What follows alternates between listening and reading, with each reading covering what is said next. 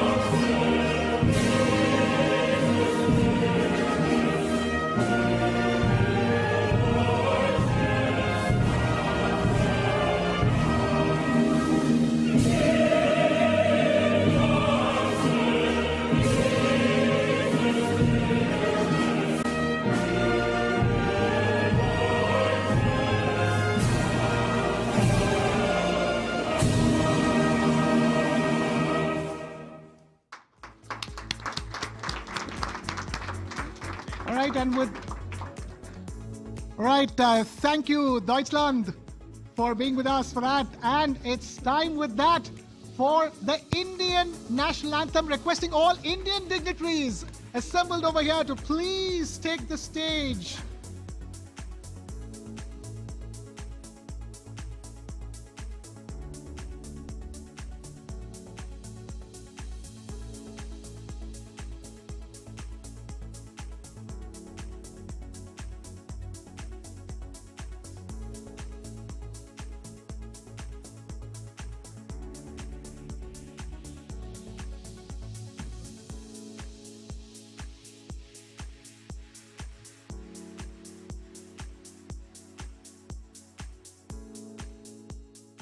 जन गण मन अधिनायक जय हे भारत भाग्य विधाता।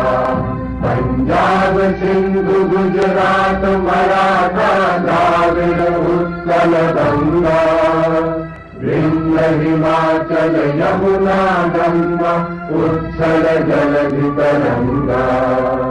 तब शुभ नामे जागे तब शुभ आशीष मांगे, गाहे तब जय गाथा। जन गण मंगल दायक जय हे भारत भाग्य विधाता। जय हे जय हे जय हे जय जय जय जय हे।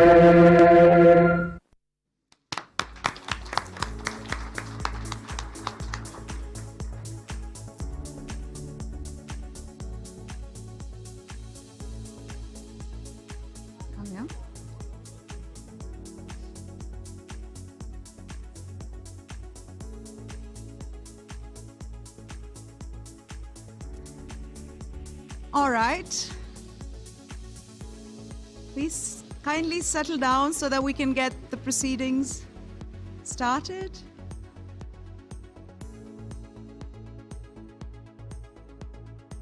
That's right, man. It's been a rousing start to this News9 Global Summit, isn't it? Yes, the theme of this summit is India and Germany, a roadmap for sustainable growth, and it will host a wide spectrum of leaders, from powerful figures in the realm of politics to iconic corporate leaders in business to leaders from the world of sports and football in particular.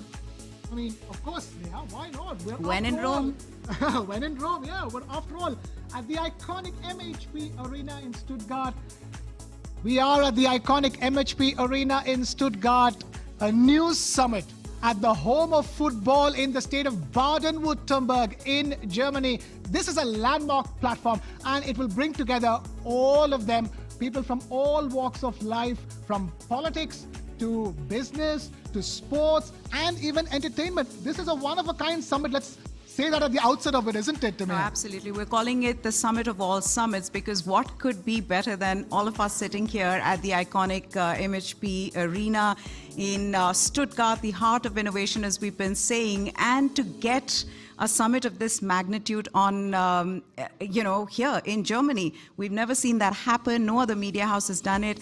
And TV9, India's largest media house, managed to pull this off. So yes, hats off to everybody who was involved in this. And of course, this is a beginning really of this Indo-German partnership for us. And hopefully this just gets bigger and better as we go along. Right, we're just beginning. We have the august presence of some of the most senior ministers from Germany and India. We have Union Minister Ashwini Vaishnav with us, ladies and gentlemen. We have Union Minister from India, Jyotiraditya Scindia, with us over here. Big round of applause to two senior Indian ministers for taking time out to be with us over here at the News9 Global Summit, the summit of all summits. As we've been telling you, India's largest news network, holding India's biggest media summit on foreign soil. As people take their seats and settle down, we are getting this summit underway. And, it is a moment like no other, Meha, because and usually these things happen at very staid, straight-jacketed, events kind of stuff. This is nothing like that, is it? Yeah, I think what stands out over the next 3 days would be the diverse conversations, dialogues that we will have with each other. We've got some very interesting panels for you. I mean, from sports to politics. There's one that I'm particularly excited about, sports diplomacy, and how sports and entertainment can be used as a soft power. There's, of course, then India's growth as a footballing nation, in Stuttgart. That's the best for with the football and Germany so closely linked with football being religion for the Germans, just like cricket is for India. So a lot to look forward to, really. A lot to look forward to, and sustainability is the core of it all. And it is a 3-day summit that also has a one-of-a-kind cultural Indian performance. We'll not tell you more about it. It is kicking off today, this 3-day summit, here with the inaugural, as we're calling it. And this summit will end with a kickoff, literally, on Saturday, the 23rd of November, right here at the MHP Arena in Stuttgart, as 4FB Stuttgart face off against 4FL Bochum, isn't it? Yes, the crowning moment, though, of the summit will be the summit keynote address delivered by none other than the Prime Minister of India, Shri Narendra Modi himself. That's tomorrow on Friday, the 22nd of November at 4:30 p.m. Stuttgart time and 9 p.m. India time. That's right. So, ladies and gentlemen, this is the News9 Global Summit.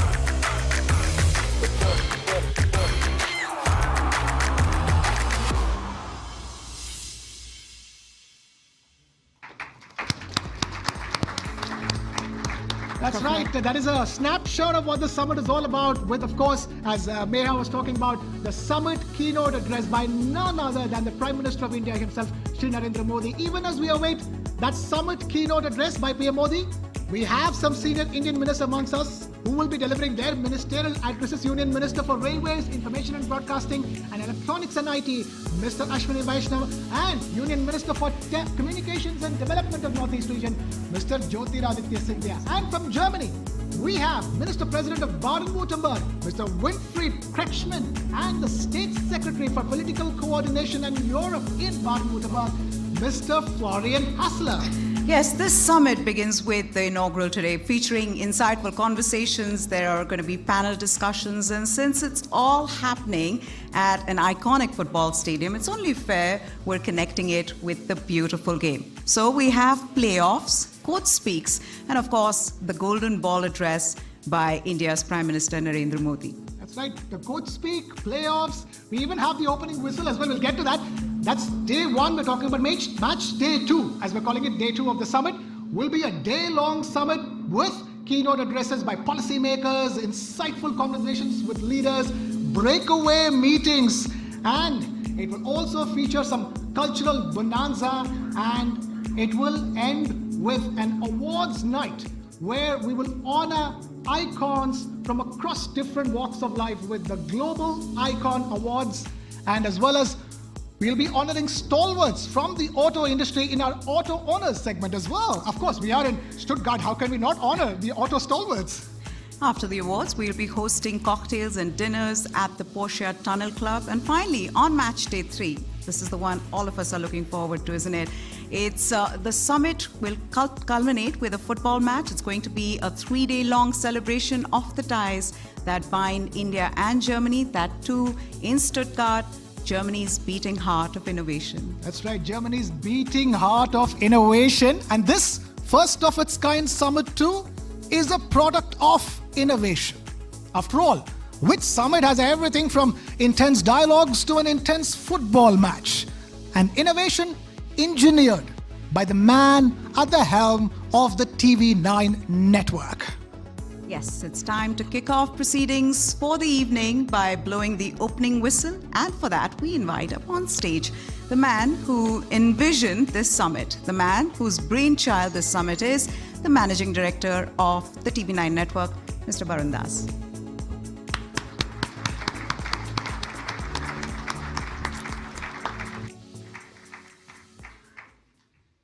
Thank you, Meha. Thank you, Krishna. Namaste, Germany. Guten Abend, India. Thank you, Germany, for inviting TV9 Network, the largest news network of the largest democracy of the world, to Stuttgart, the wonderful city of precision and perfection. For me and the entire TV9 network and our co-host, VfB Stuttgart, it is a historic moment. Life is a great journey. I have often said to my family and friends that if I have to settle down to live in any other country other than India, Germany it would be. It is perhaps not without reasons. I come from the land of Nobel laureate Rabindranath Tagore, a household name in Germany. Tagore visited Germany in 1921, 26, and 1930. Martin Kemptschmann, a German author who has translated Tagore's work, puts the scholar in context. To quote Mr. Kemptschmann, wherever he spoke, the halls were packed. The newspapers reported scuffles and regular fights by people who were refused entry. The local media hailed the Indian poet as a wise man from the East and a mystic and a messiah. Now that was a century ago. As serendipity would have it, here I'm standing before you to welcome you all to the first ever news media summit of this scale at a global venue. And Stuttgart, Germany, it is. What a great feeling to be in the capital of innovation, to engineer a new media template, to foster growth and contribute to bilateral ties. Singing together the national anthems of Germany and India is a moment that I'll cherish forever. Besides the Tego Connect, I'm also amazed at the language bond between Sanskrit, India's oldest language, and German, and Henrik Roth, the first ever German who mastered Sanskrit, traveled to India and got mesmerized with the mysteries of Indian culture. Friedrich Schlegel and August Schlegel were Indologists who deeply researched the intricacies behind the fascinating language of Sanskrit. Now, Sanskrit is being taught in all the top universities in Germany. It is such a core DNA match that binds India and Germany like no one else. I'm happy to share that we have an exemplary lineup of thought leaders discussing the roadmap for a new axis between Germany and India at the News9 Global Summit. I'm extremely grateful to the Honorable Union Minister, Mr. Ashwini Vaishnav, Minister of Railways, Information and Broadcasting and Technology, and Sri Jyotiraditya Scindia ji, Minister for Telecom and Development of Northeastern Region, for flying in all the way from India to be with us on this important occasion. We are also privileged that two senior policy makers from Germany, Federal Minister Mr. Cem Özdemir and Minister President Mr. Wilfried Kretschmann, will join over the next 24 hours to share their visions with us. Of course, the biggest high point of this summit is a keynote address by Honorable Prime Minister Mr. Narendra Modi tomorrow evening.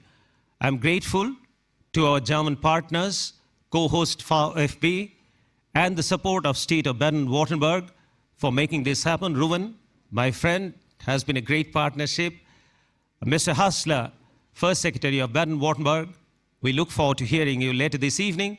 We are also privileged to have some of the prestigious German institutions partnering us, namely DFB Pokal and Bundesliga. Peter, thank you very much.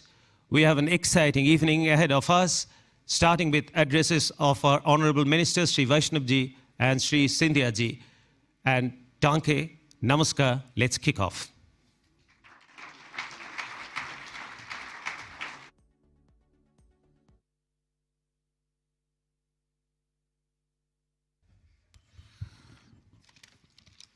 All right, thank you, Mr. Varun Das, for that address. Your words have just set the right tone for the summit, isn't it, Meha? Yes, now please join me in inviting Mr. Ruven Kasper, Chief Marketing and Sales Officer and Board Member of VfB Stuttgart, to deliver the welcome address. India, Germany, business and beyond. Mr. Kasper, the stage is yours, sir. Big round of applause, ladies and gentlemen.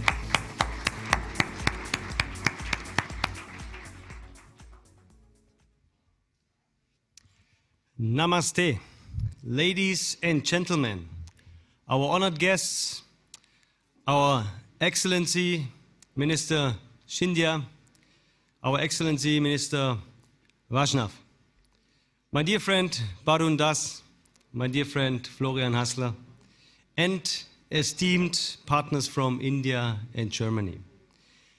Welcome to Baden-Württemberg, welcome at VfB Stuttgart, and welcome at the News9 Global Summit. It is both an honor and a privilege to stand in front of you today at this remarkable Indo-German summit, here in wonderful Stuttgart, a city renowned for the innovation and engineering and, of course, the big passion for football. At the outset, let me warmly welcome you all at the MHP Arena, home of our football club VfB Stuttgart. While this space is normally filled with the energy of over 60,000 fans every match day, the next 2 days it hosts something equally dynamic. The shared aspirations and ambitions of two nations whose collaboration holds boundless potential. And therefore, the right people are here today, tomorrow, and on Saturday. The theme, India-Germany, Business and Beyond, could not be more timely of relevance than these days of geopolitical uncertainties. Over the years, India and Germany have built an enduring partnership that extends far beyond trade. It's a relationship rooted on shared values: innovation, sustainability, development for society, and the desire to make a meaningful global impact. From Berlin to Delhi and from Stuttgart to Mumbai, our businesses and institutions are crafting solutions that define and are important for the future. Be it through groundbreaking advancements in green technology, the ever-expanding digital landscape and endless potential of AI, next level of manufacturing and trade business, or the collaboration in sports and culture.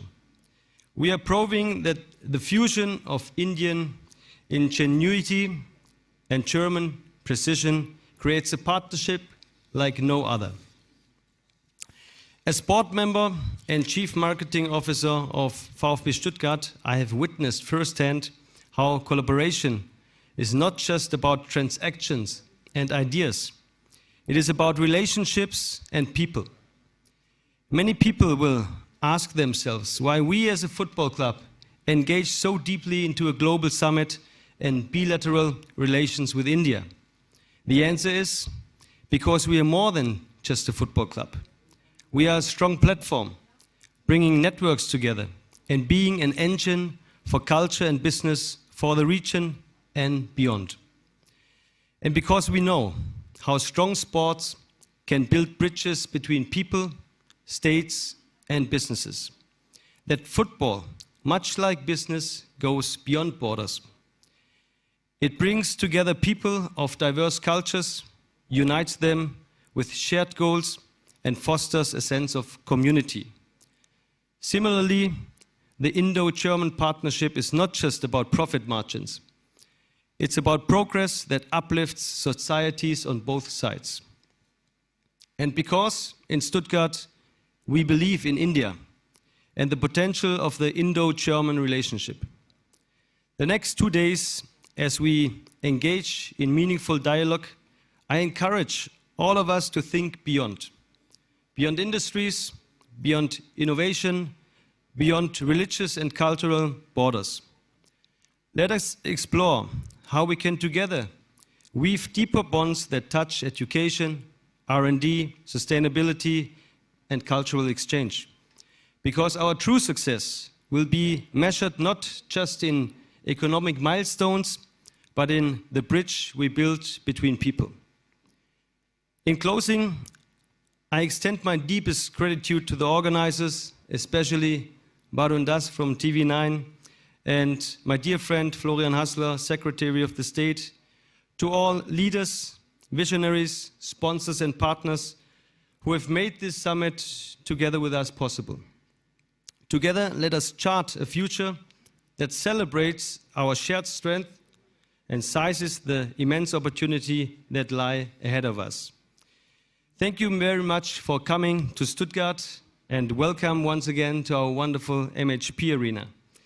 Let us make this summit a testament of the power of collaboration and a brighter future. Vielen Dank, Dan Yavat, and thank you.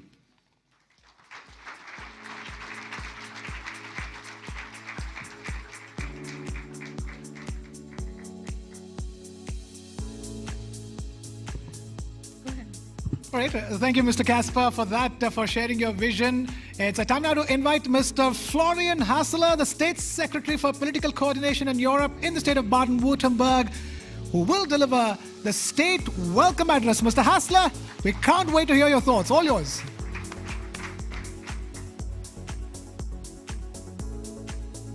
From Stuttgart, Excellencies, Honorable Minister Vaishnau, Honorable Minister Sindhya, Ambassador Gupte, Consul General Sina, dear Mr. Baron Das and Mr. Ruben Kasper, thank you so much for bringing this flagship event to Stuttgart. A very warm welcome in these cold days to all corporate and business leaders from India and Germany. Dear members of the press, ladies and gentlemen, what a great pleasure to attend the first ever News9 Global Summit held outside of India. We feel honored that you have chosen the state of Baden-Württemberg as the venue for this event. And as one of Germany's economic strongholds, we are very pleased to host you today. Warm welcome to Baden-Württemberg, a warm welcome to Stuttgart. The MHP Arena here in Stuttgart, home to our famous football club VfB Stuttgart, is the perfect location for this summit.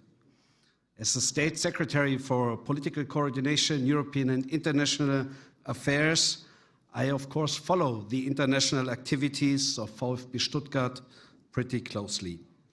As you can imagine, as a die-hard VfB Stuttgart fan, not only the business activities, but also the international activities on the football pitch.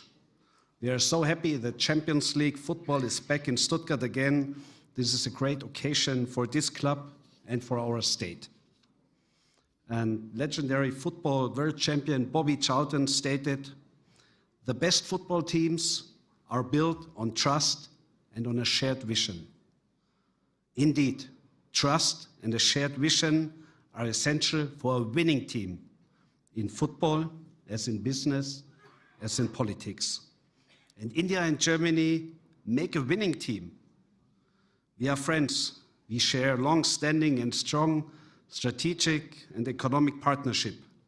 The German-Indian government consultations in Delhi some weeks ago boost this partnership. Our shared ties are further reflected in the growing number of Indians living in Germany. 4 times more Indians live in Germany than only 1 decade ago. But why, ladies and gentlemen, is Baden-Württemberg and VfB Stuttgart such a perfect location for this summit?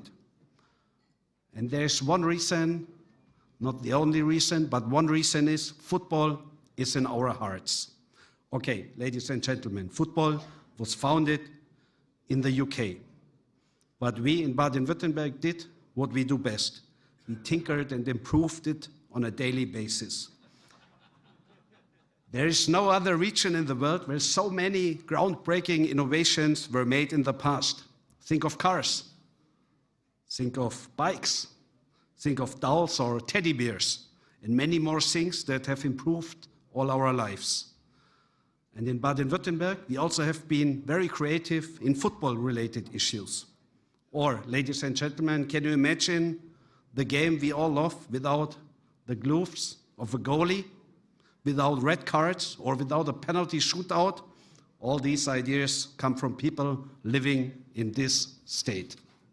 Ladies and gentlemen, Baden-Württemberg is an economic powerhouse, and so is India. For many decades, our companies have been active in India. Some like Bosch for a century.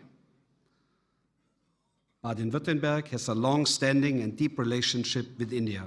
In recent years, more and more Indian companies and highly skilled Indian professionals have chosen to establish themselves here in the land of opportunities, enriching our communities, enriching economies alike. Since 2015, Baden-Württemberg has maintained a state partnership with Maharashtra. We have set up a service desk for skilled migration at our state's cooperation office in Pune. Last year, the trade volume between India and Baden-Württemberg exceeded 4 billion euros. Of the nearly 500 partnerships between German and Indian universities and institutions, over 90 are based here in Baden-Württemberg. Ladies and gentlemen, we are meeting today around the topic of India-Germany, a roadmap for sustainable growth. And despite geopolitical and national challenges, both in politics and economies, our main achievement should be to create a world for the future generations.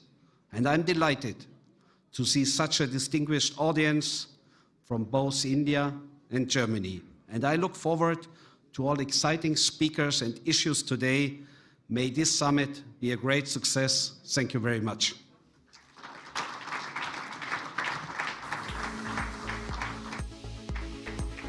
Wait, sir. This way, sir. Stay on stage. Thank you so much, sir, for your thoughts. We'd like to call Mr. Barun Das and Mr. Rowan Casper to give Mr. Hassler a token of our appreciation, sir. That's right, we have a shawl from India and a stole from Germany.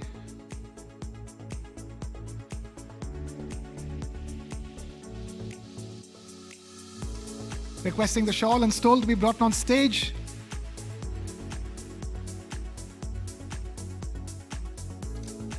Oh, in fact, we have a jersey. That's our token of appreciation as well. Huge round of applause.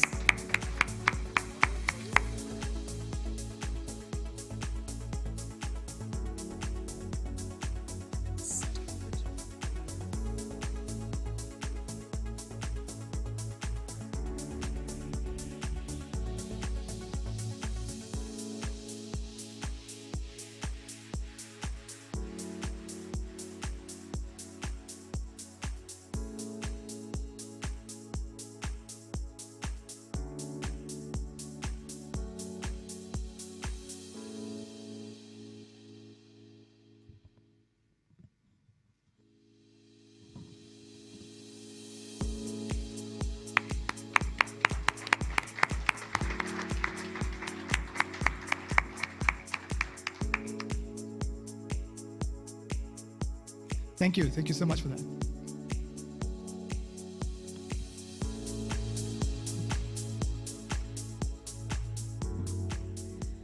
Ladies and gentlemen, it's a great honor for me to introduce our next guest, Shri Ashwini Vaishnav, Honorable Minister of Railways, Information and Broadcasting, and Electronics and Information Technology. Sir, please come and deliver the keynote address.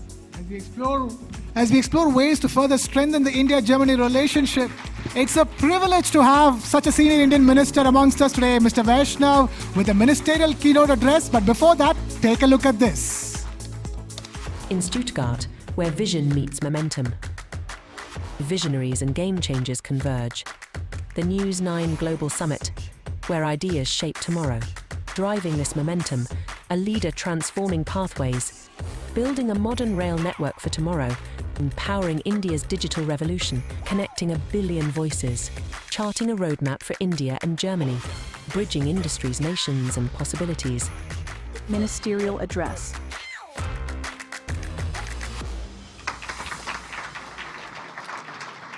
Thank you.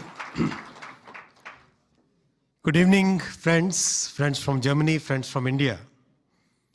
My special welcome to Cabinet colleague, Senior Cabinet colleague, Shri Jyotiraditya Scindia ji, Indian Ambassador to Germany, Shri Ajit Gupte ji, senior officials from Government of Baden-Württemberg, and friends from the industry. On behalf of my country, India, I extend my warmest wishes to the people of Germany and the government of Germany. Friends, it is indeed an honor to stand before you today as we celebrate the enduring partnership between India and Germany. Our partnership is deeply rooted in shared values, particularly our commitment to democracy and sustainable development. We share a common passion for clean growth and sustainable development. Friends, as we stand today, we are living through one of the most transformative phases of the 21st century. In the last 5 years, the world has seen 3 major events which are like once in a century. We had a major pandemic and we had 2 major geopolitical conflicts. More than that, 2024 is the year in which the world, the democratic world, is seeing elections across the globe. Close to 60 countries are holding elections. I would like to make my presentation in the context of the democratic world, the elections, the changing geopolitical scenario. Friends, we also had an election just about 6 months back.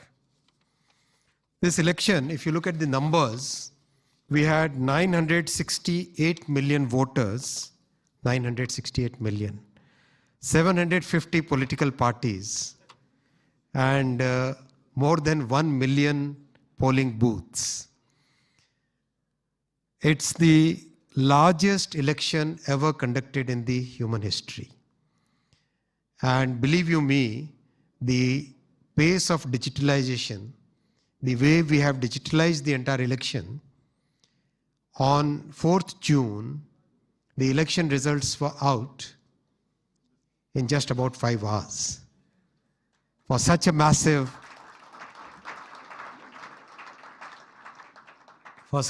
exercise. What's important is that our ruling coalition, the National Democratic Alliance, in which the Bharatiya Janata Party, BJP, is the biggest constituent, that was re-elected for the 3rd time consecutively. And this kind of thing has happened only once in 6 decades in India. In a democracy as vibrant as Indian democracy is, getting re-elected for the 3rd term shows the confidence that the people have in the policies, in the work, in the way these policies were executed by Prime Minister Shri Narendra Modi ji, whom you are going to hear tomorrow. India voted for stability and continuity. The electoral success is basically an endorsement of the 10 years of transformative change. 10 years ago, when Prime Minister Shri Narendra Modi ji took the responsibility for governing the country, for leading the country, India was the 10th largest economy in terms of GDP. At that time, Indian economy was frequently referred as one of the fragile five economies. Public confidence in institutions was low. There was an overall negative outlook in the country. Today, just in a decade, we are already the 5th largest economy in terms of GDP. And by the end of this decade, by 2030, we would be the 3rd largest economy in the world. We are today the fastest growing major economy, and very consistently, I can say with 95% confidence interval, that we are going to continue to grow in the 6 to 8% growth band over the next many years. Inflation is under control. 4 to 6% is the inflation. In our economy, 4 to 6% is the target that we have kept. What's more important is the central government's balance sheet is a very healthy balance sheet. Compared to the rich world, which spent more on consumption as a response to the pandemic, India focused on investment. So we today have a balance sheet which is a very healthy balance sheet. The central government's debt is just about 57% of the GDP. And it's a very balanced kind of growth in the debt where the GDP growth rate is higher than the growth rate of the debt. What I want to share with all of you is the thought process behind this. The success that we are seeing today is not a coincidence. This is the result of a clear, well thought out strategy, meticulously executed by the government of Prime Minister Shri Narendra Modi ji. Let me explain the 4 pillars of this growth strategy. First pillar of this strategy is public investment in physical, social, and digital infrastructure. The second pillar is a large number of inclusive growth programs. The third pillar is big focus on manufacturing and innovation. And the fourth pillar is massive simplification in our legal and compliance structures. I will now discuss in brief all the 4 pillars one by one. I'll come to the first pillar. And I'm sure we are having a debate in Germany at this point of time, whether we should be doing public investment or we should be looking at a different strategy. We in India have a very clear strategy of doing public investment in all the 3 major infrastructure, which I say as physical, social, and digital. Over the past decade, we have significantly increased our public investment from about 36 billion euros in 2014. Today, we are now investing about 127 billion euros. In the rail sector itself, which is one of my responsibilities, last year we invested 29 billion US dollars, and this year our capex is 30 billion US dollars. And we are already 64% of the capex here in the month of November. So that's the pace, that's the scale, that's the way, that's the precision with which we are adding infrastructure to our economy. We have constructed 54,000 kilometers of national highways in the last 10 years. We have built 84 new airports, and Minister Scindia was in charge of building the airports. We have added 31,000 kilometers of new railway tracks. That's practically the size of entire German railway network. We have electrified 44,000 kilometers of railway networks in the last 10 years, which is more than Germany plus Switzerland and Belgium combined. In a sense, whether it is railway, ports, airports, highways, the entire gamut of physical infrastructure has seen a massive growth in the last 10 years. I'll come to the digital infrastructure because we live in an age where digitalization is a key part of our economy. 10 years ago, our Prime Minister gave a very clear vision that we must have a digital policy, a digital program where technology is democratized. It should not be in the hands of a few big tech. It should be accessible to everybody. It should be open. It should have open standards. It should have common standards. It should be available to startups, to academia, to common people. And that created, that thought, that vision created the Digital India program, in which today we have solution after solution where the basic tenets of democratizing technology are followed, and we have solutions at a population scale. Today, India has 1.2 billion telecom subscribers, 600 million plus smartphone users, and we have what we call DPI, Digital Public Infrastructure, in which we have created individual constructs, for example, digital identity, for example, digital document system, for example, digital payment system. Each of these systems are very powerful in themselves, but when combined together, they have a potential of solving population scale problems in a very effective way. For example, the payment system that we follow, it's called the UPI.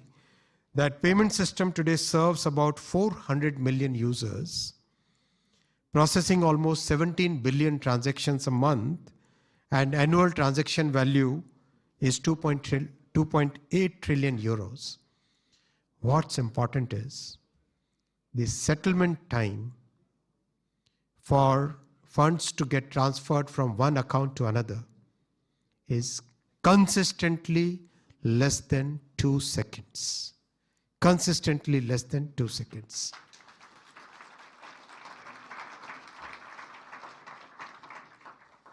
It is today operational in 7 countries, and my good friend, Minister for Digital Economy, recently when he visited India in G20, he first-hand tried, Dr. Vesing, he first-hand tried the UPI, and he was so impressed with the system.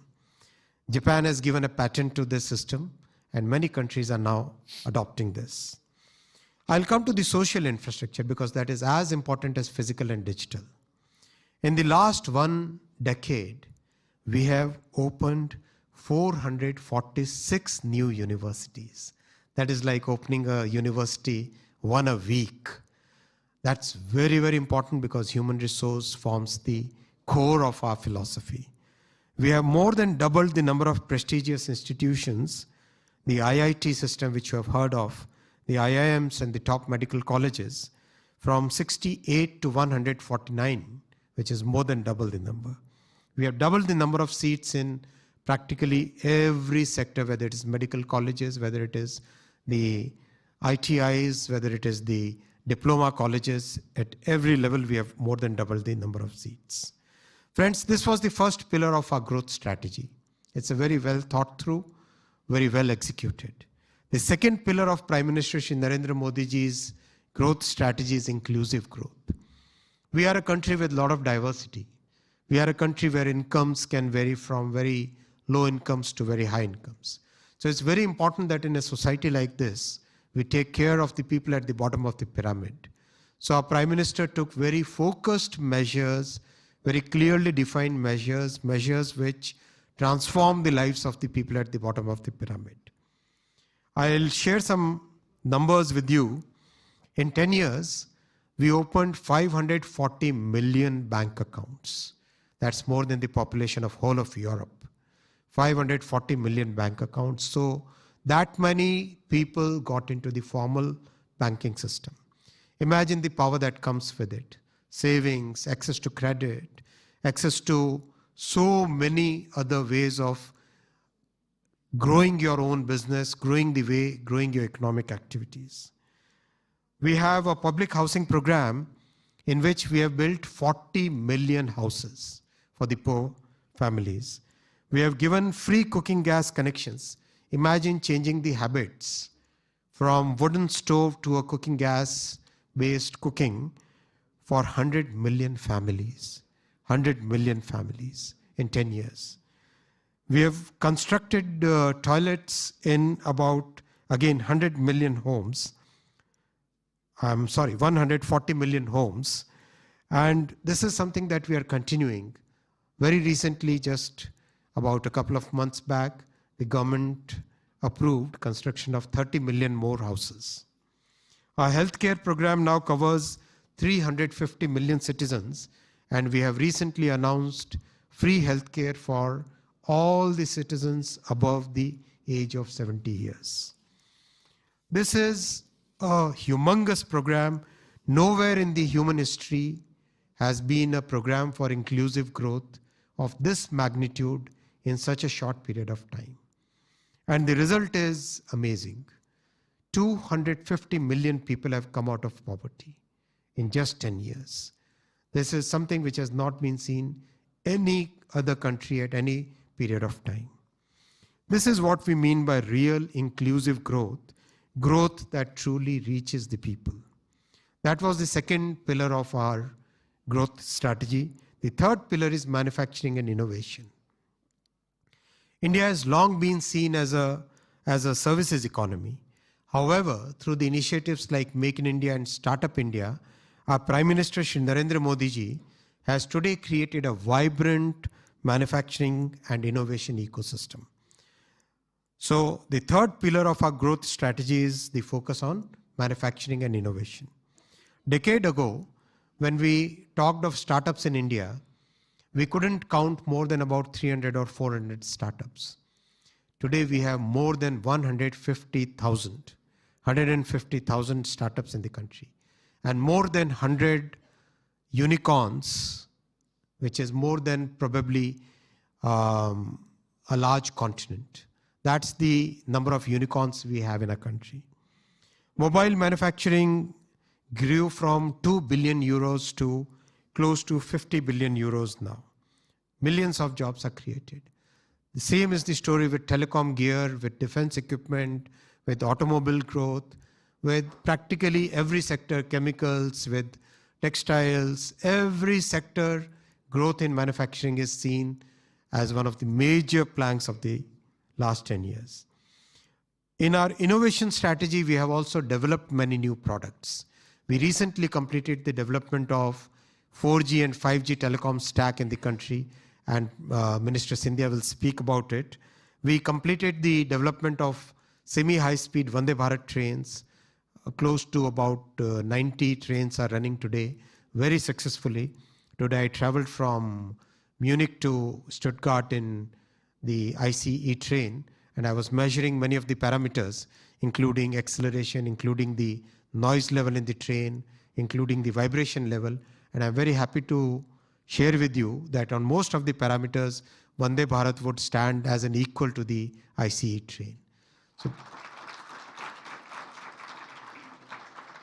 we have started working on the semiconductor industry, and this is, as you know, we have a very vibrant design ecosystem, but now we have started into the manufacturing of semiconductors, and within a short time frame of 2 years, today we have 5 projects on which the construction is going on, and about 70 billion euro investment will be done. Friends, that's the third pillar, and the fourth and last pillar of this entire growth strategy is simplification of laws. We inherited a colonial era government framework when we got independent from the British rule in 1947. For first 50-60 years, a large part of the colonial system was carried on just like that. Our Prime Minister took up a mission called Minimum Government, Maximum Governance, and Freedom from the Colonial Mindset. So these two programs helped us remove more than 1,500 laws, archaic laws, from the statute book. I mean, cleaning up of this massive size was a very difficult task, but the Parliament supported, and we carried through this entire system. We also removed about 40,000 unnecessary compliances. There is a whole series of new legislations, whether it is in the telecom sector, digital sector, whether it is in shipping sector, whether it is in pharmaceuticals, in industrial sectors. Everywhere the colonial laws are being replaced with brand new laws which are in tune with the times today. Friends, these are the 4 pillars on the basis of which our growth story is there today. And that's why, because this is a very well thought through, very well executed strategy, we can say with a very high level of confidence that India will continue to grow in the range, in the band of 6 to 8% real for the coming at least 4-5 years minimum, and certainly beyond that, because of the very strong foundation that is being built.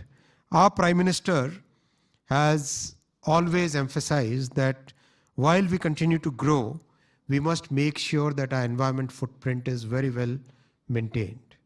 Today, even though we are just about $3,000 per capita GDP, we are a country which have taken so much effort on increasing the clean energy power generation capacity that you would be surprised. And in fact, in last year in Davos, I asked this question to an audience: how much would be the green power generation capacity in India? The answer which came was about 7% max. But friends, that number is 45%. 45% of our 200 gigawatt power generation capacity today comes from green energy. And that commitment is very strong. We are one of those few countries which have completed the COP commitments well before time. And Indian Railways, which carries 2.5 crore, that is 25 million people, correct? No? 25 million people every day, and actually 7 billion people every year. We are going to be net zero by 2030, well before that. So those kind of commitments are the commitments with which we are working. I'll close by saying that the success of our government reflects the fact that good economics can also be good politics. When the policies, the economic execution that is in tune with the way people think, and it makes a difference in people's lives at all the strata and all sectors, then the politics works for us, economics works for us. To my friends in Germany, I would say that we have all witnessed a shift in the global supply chains. We have seen the impact of pandemic. Practically every industry has seen it. We in India offer you trust, talent, and stability. We are a country which believes in democracy. We are a country which respects IP rights. We are a country which is open-minded, which is always believing in multilateralism and believes in rule-based international order. We welcome you all. Please come over, see for yourself what kind of transformation is happening there. Come invest in India. We offer a vast pool of talent and the world-renowned capabilities in IT and design. This is once in a decade opportunity for you. This is an opportunity which will help you grow. This is a win-win for all of us. Take advantage of our unique demographic and democratic strengths. Friends, thank you very much for inviting me here today, and special congratulations to TV9 for organizing the Global Summit in Germany, in Stuttgart here. After championing local media, now you are truly becoming global. Congratulations to you. To all my German friends, I extend a heartfelt invitation to visit India and witness the transformation, experience our curry, and experience the, I understood that something has become very popular here in Germany. Kya hai? Mango lassi. People told me that people are like, everyone is asking for mango lassi here. That's good. So this 5,000-year-old civilization welcomes you. Thank you very much. Vielen Dank. Thank you very much. Minister Vaishnav requests you to please stay on stage, requesting Mr. Barun Das and Mr. Rowan Casper to please present the minister with a jersey from Germany as well as a shawl from India. Ladies and gentlemen, big round of applause.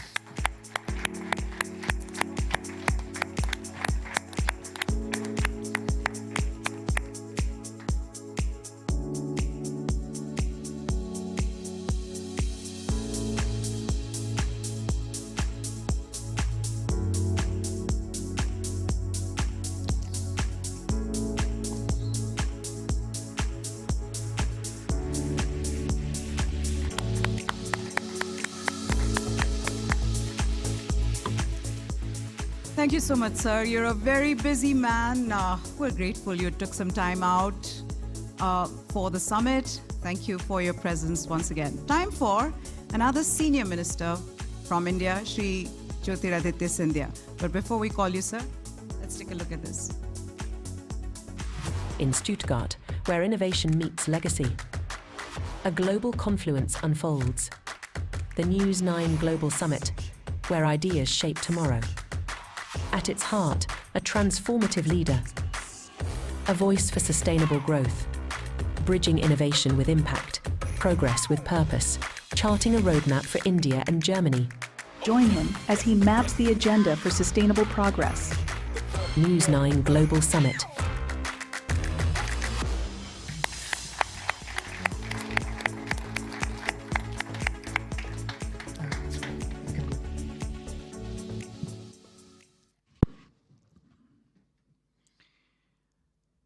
Seated in this historic venue, my colleague in cabinet and good friend, Minister of INB, Railways, Meti, Ashwini Vaishnavji, the MD and CEO of the raison d'etre of our presence here tonight, Mr. Barun Das, seated in the audience with me, the Chief Marketing and Sales Officer of VFB Stuttgart, Mr. Rowan Casper, State Secretary for Political Coordination of Baden-Württemberg, Mr. Florian Hassler, our Indian Ambassador, Mr. Ajit Gupte, our Consul General, Shatrughan Sinha ji, an old family friend, and in a league of his own, someone who has taken India to shores across the seven seas, Chairman and Managing Director of Kalyani Forge, Baba Kalyani ji, members from the Indian diaspora, my friends in Germany,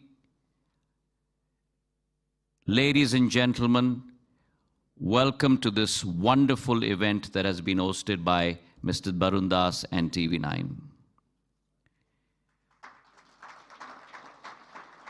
I was ruminating while coming here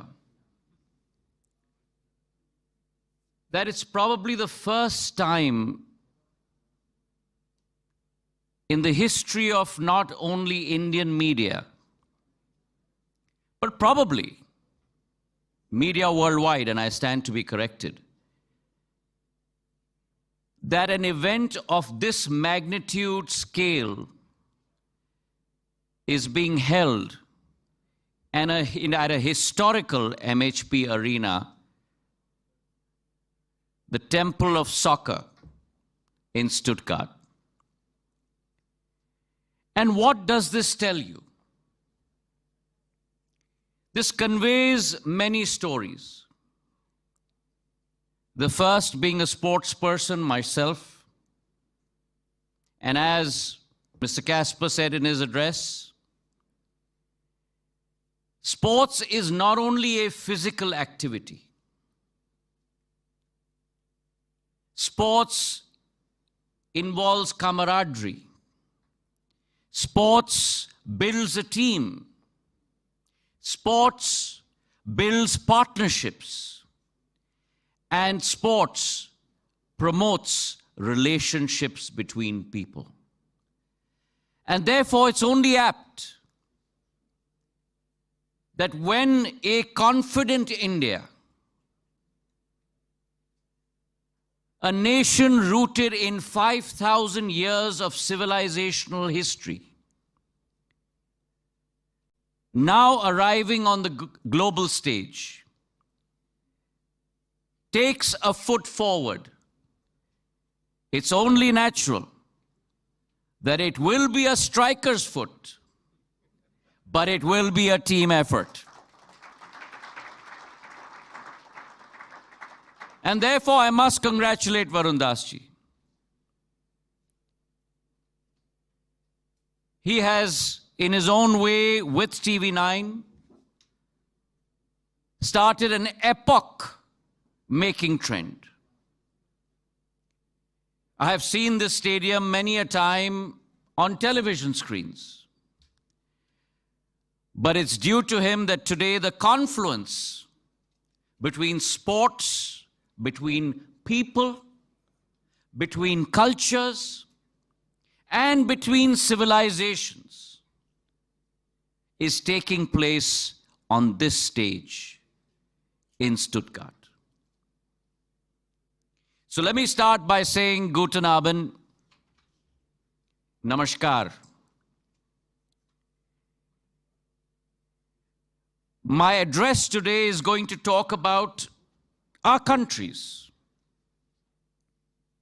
our histories, our civilizations. My colleague and good friend has talked about India's story. But we are gathered here today under this umbrella as two distinguished countries standing side by side on the global firmament. One, in the heart of Europe, that is an economic powerhouse. And the other,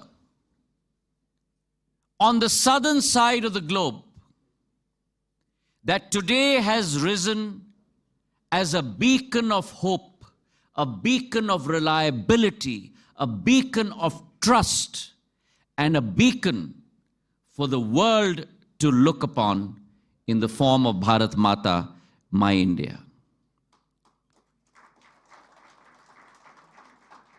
One that, as Mr. Hassler talked about, not only your state, sir, but Germany, that has been the cradle of innovation, and the other, the validator of all of those inventions in the form of India. One that is well established as a formidable player, and the other that today has arisen as an emerging player in the new international world order. And therefore, together, Germany and India present that impeccable force of global good. And therefore, I stand before you on this podium, paying tribute to the capabilities, the potential of both Deutschland and Bharat Mata. And isn't it a fascinating truth that two countries that are so far apart, thousands of kilometers, will still share such important complementary strengths? Unique strengths that are brought onto the global stage by both countries. Germany as a paragon of engineering excellence. And we see that all around us in Stuttgart. Whether it is Bosch or Porsche or Mercedes. Engineering excellence and sustainability. And the two in this era of mankind must go hand in hand. India too follows that principle, as my colleague Ashwini ji has pointed out in his address. So on the one hand, a paragon of excellence, a paragon of engineering, a paragon of sustainability, and the other in the form of India,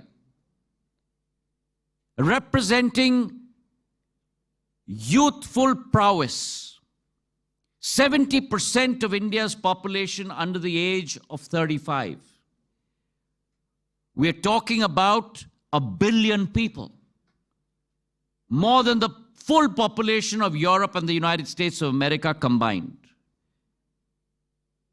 Our software capability. And the fact that on a technological landscape, we are ascending and changing, metamorphizing every single minute and second of our existence.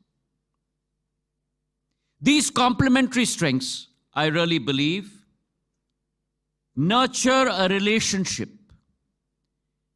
that has been steeped to look at global challenges and present a shared future to the world. And therefore, in the global jigsaw, Germany and India blend seamlessly together. Now, these characteristics, ladies and gentlemen, these attributes and these capabilities are rooted in a sense of mutual understanding and partnership. German philosopher Johann Gottfried Herder once remarked, and I quote, "Mankind's origins can be traced to India, where the human mind got the first shapes of wisdom and virtue," unquote.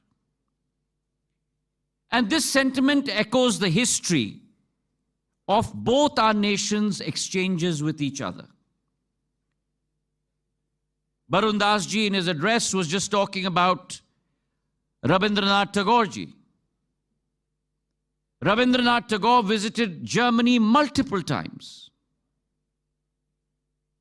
And he invited thinkers, philosophers, thought leaders from Germany to Shantiniketan to create that fountainhead, to create that confluence, to create that bridging of minds and hearts, to create that fountainhead of knowledge and diversity. And therefore, the feelings and the sentiments that resonate not only amongst our political class, not only amongst our business class, but India and Germany's relationship is based on an exchange of ideas, based on an exchange of literature, based on an exchange of philosophy, based on an exchange of invention, which far exceed traditional diplomatic processes. And if you ask me a question, the root of all this, lies in the capability of our people. Our people are the true ambassadors of this relationship. The Indian diaspora, the biggest in the world at over 25 million, stands as a vibrant testament to India's global spirit. Limited to only a few hundreds in the 1920s in Germany, today they are close to over 250,000 in Germany. And besides, we are backed by a vast skilled workforce ready to meet the demands of modern economies across the world. Whether it's in the automation industry, the manufacturing industry, in IT, in nursing, across the board, a multitude of opportunities where Indians are not only visible, but Indians are invaluable. Indians help in forging new paths of collaboration between people, grounded in our strengths. And India's dynamism, with its vast engineering commitment and capability, meets Germans' expertise, both in precision, in design, and in quality. And therefore, the 50,000 students that today are immersed in scholastic pursuits in Germany form a very, very key bridge to this relationship. The faith of Germany in the capacity and capability of our Indian talent stands on 4 pillars: democracy, demography, data, and demand, both powered by technology and our infrastructure. In the last decade, under the leadership of Prime Minister Narendra Modi, India has transformed. India has covered ground that she was not able to cover in the 6 decades prior to the last decade. Some of the statistics that my friend Ashwini ji portrayed amongst all of you, whether it's the area of airports, the area of highways, digitization, the area of telecom. India has transformed herself over the last decade. And it is this transformation. If you take the area of telecom alone, the fact that we've gone from 250 million internet users to 970 million. In the area of broadband, from 60 million users, 15 times to 924 million. Over 1.16 billion mobile subscribers. And mind you, while we look at that exponential growth, across that inflection point, costs have dramatically fallen. 1 GB of data that would cost close to $3.4 today costs close to about 11 cents. Voice that would cost 50 paise a minute today costs only 3 paise a minute. That's the capability and the size of transformation that India has gone through. And today, that transformation is seen by German companies that are in India. Take the example of Mercedes-Benz. When Mercedes-Benz first entered the Indian market over 35 years ago, they described their strategy in terms of strategic patience. Today, Mercedes is the largest luxury car manufacturer in India. And this also speaks to the arrival of Indian consumerism, which today has become sophisticated, has become advanced, has become discerning. And therefore, I do believe that if you look at the Indian market, which opens up tremendous opportunities for German innovators, German entrepreneurs, German businessmen, German startups, not only to make in India, but as Prime Minister Modi says, make in India, but make for the world. And I see 5 pillars on which this relationship can be strengthened. The first, bilateral trade. We are today at close to $26.5 billion in terms of bilateral trade. Germany is one of the largest FDI investors in India.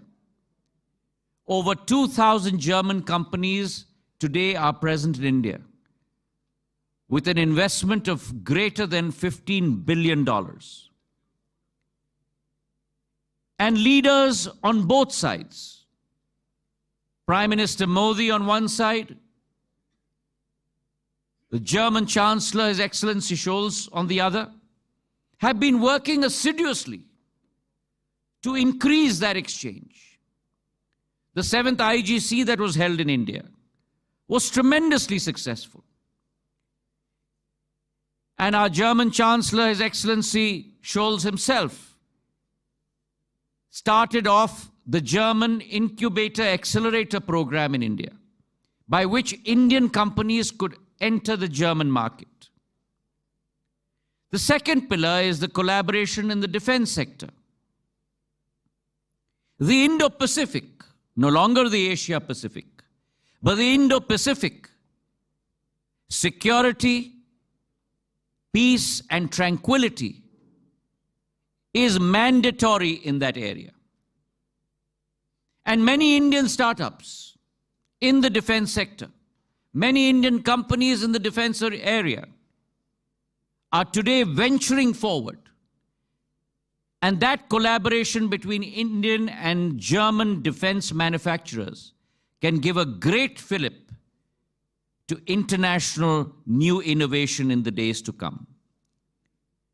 The third, going back to where I started from, is the cultural exchange between our people. And I believe that students, an exchange amongst them, is a fundamental precept of that. The India-Germany Innovation and Technology Partnership in emerging technologies, whether it's renewable, artificial intelligence, quantum computing, semiconductors, areas where India today is leading across many sectors, will lead to tremendous collaboration in the days to come. I also do believe that the innovation and incubation program for students and the exchange of that will lead to a tremendous fillip in our relationships. And here we have taken a leaf from the German repertoire, where vocational training, experiential training is very much a part of your essential curriculum. This year in the budget, the Prime Minister has heralded the Prime Minister's internship scheme in India, where 125,000 students in the first year will get to experience internships with the top firms across the length and breadth of our nation. The final pillar is our commitment to sustainability. Sustainability is a key word embedded in our systems today. And I'm glad to inform you that India has stepped ahead on that front. The Green Hydrogen Task Force that has been put together in India will ensure the fulfillment of our common goals towards decarbonization across all industrial and manufacturing processes, and will ensure that the goals of the Paris Agreement become a reality. The Indo-German Green and Sustainable Development Partnership will also ensure that that commitment bears fruition. An investment of close to 3.2 billion euros have been invested in that relationship. So as we conclude 25 years of our strategic relationship, it is imperative for me to describe the Indo-German partnership as a living bridge. A living bridge that unites the world's two most dynamic countries. A bridge that is not built on steel or stone, but built on shared beliefs, ideals, and values. Our connection is also the people, the ideas, and the values that empower each other and, in turn, the world. Marching forward over the next 25 years, the greater promise of both countries to fulfill milestones in their individual national journeys. India on her path to promote and to gain and to become a Viksit Bharat, and Germany celebrating the centenary of your Federal Republic. Together, our nations can write a new chapter of global progress. As we embark upon that promise and that journey, we hold close to ourselves the spirit of Vasudhaiva Kutumbakam. The world is one family. This vision of unity and shared responsibility is now more relevant than others. Let me thank TV9 and Barun Das ji and the government of Germany for creating this opportunity, which will stand as a testament that when two countries unite, when innovation and progress unites, it sets upon a path, a beacon for the world to follow. Dankeschön. Thank you so much. Requesting Mr. Jyotirati Scindia, Minister Jyotirati Scindia, to please stay on stage so that we can present you with our token of appreciation, a jersey from Germany and a shawl from India. Ladies and gentlemen, huge round of applause.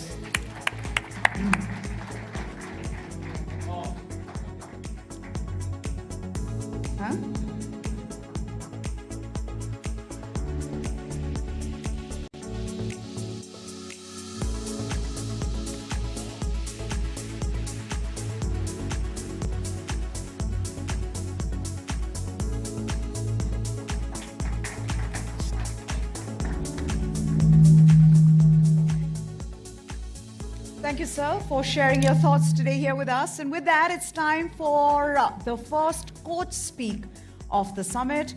What's a team without a coach? Without his vision, a team cannot reach its true potential. Absolutely. A team needs a coach, and hence, for the inaugural coach speak, we invite Mr. Ramu Rao Jupalli, Vice Chairman, My Home Group, to take the stage. Please. India, where dreams ignite innovation, shaping industries with courage and creativity. A new era of entrepreneurship unfolds. Ramu Raujupalli, a leader shaping India's entrepreneurial future. Inspiring the next generation of innovators. Join him as he shares the roadmap to India's entrepreneurial revolution. The Coach Speak.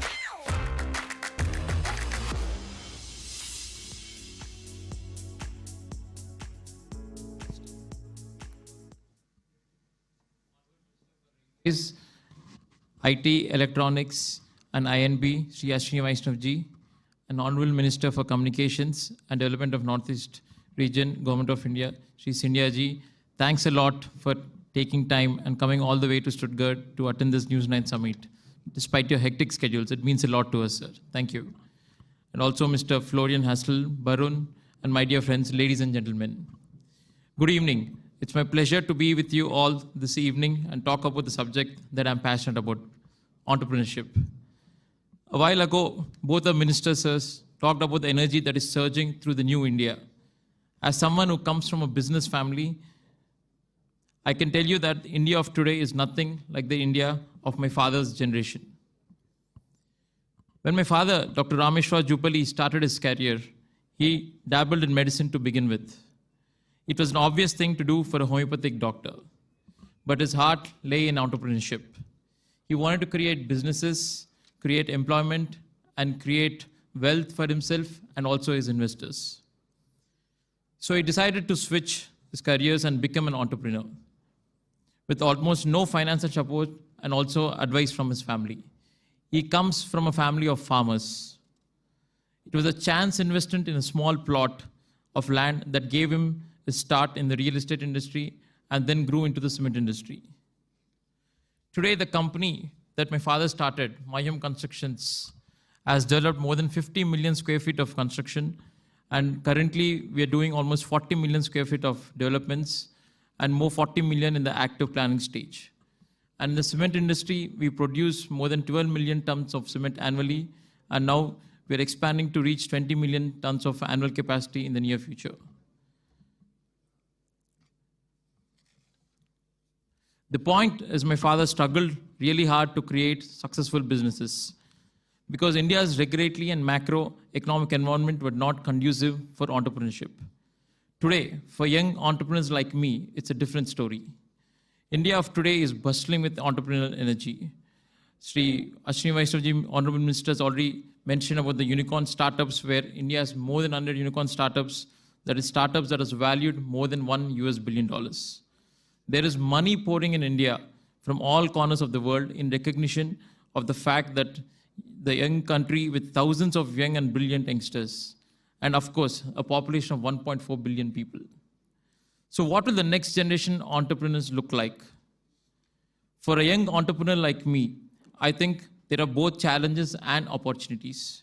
The challenges is the expectations I have to myself, that I have to do better what my father did, and also that the India also provides unlimited opportunities, but one has to carefully choose which ones to pursue.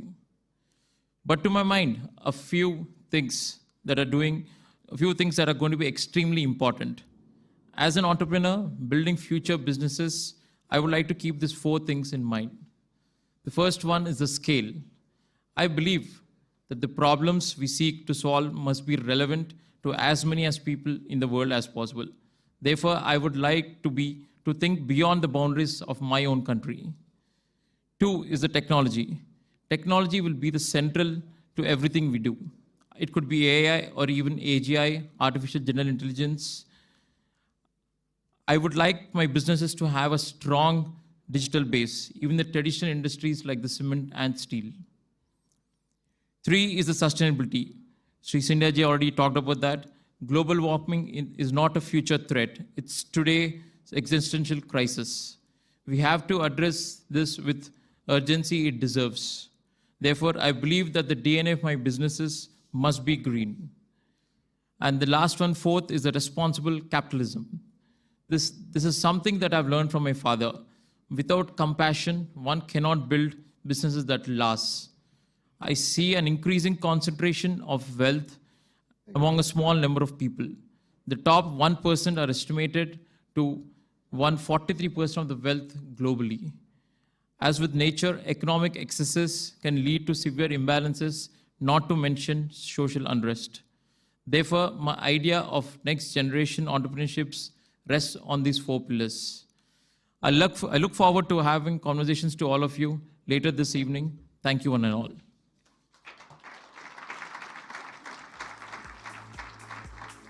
So,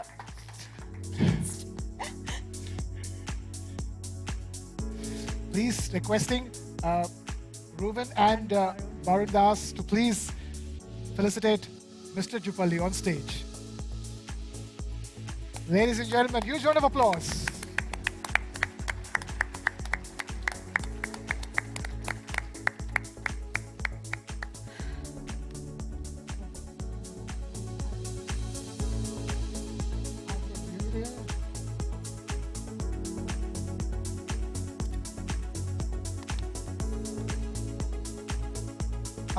Of course, please. You have a mic all to yourself, sir. Or maybe you can take this one.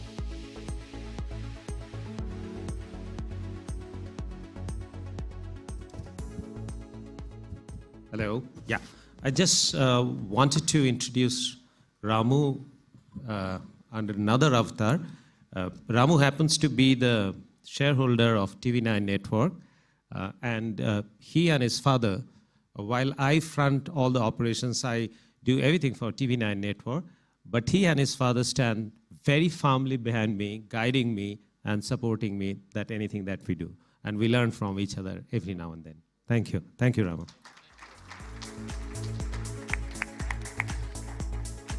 So there is the coach and there is the player, of course. So inaugural coach speak done for the day, Meha. that's right. Thank you, Mr. Jupalli, for sharing the wealth of your knowledge, sir. Let me now invite Mr. Ajit Gupte, Ambassador of India, Federal Republic of Germany. Ambassador Gupte, the floor is yours, sir.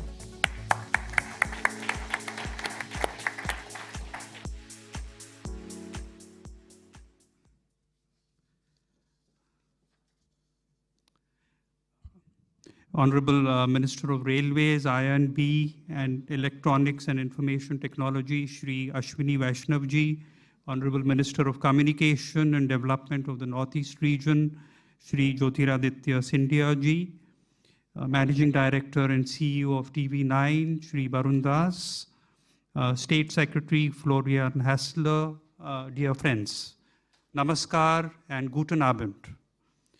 First of all, I would like to congratulate TV9 for organizing the first ever News9 Global Summit in a country overseas, and I'm sure it will be a great success.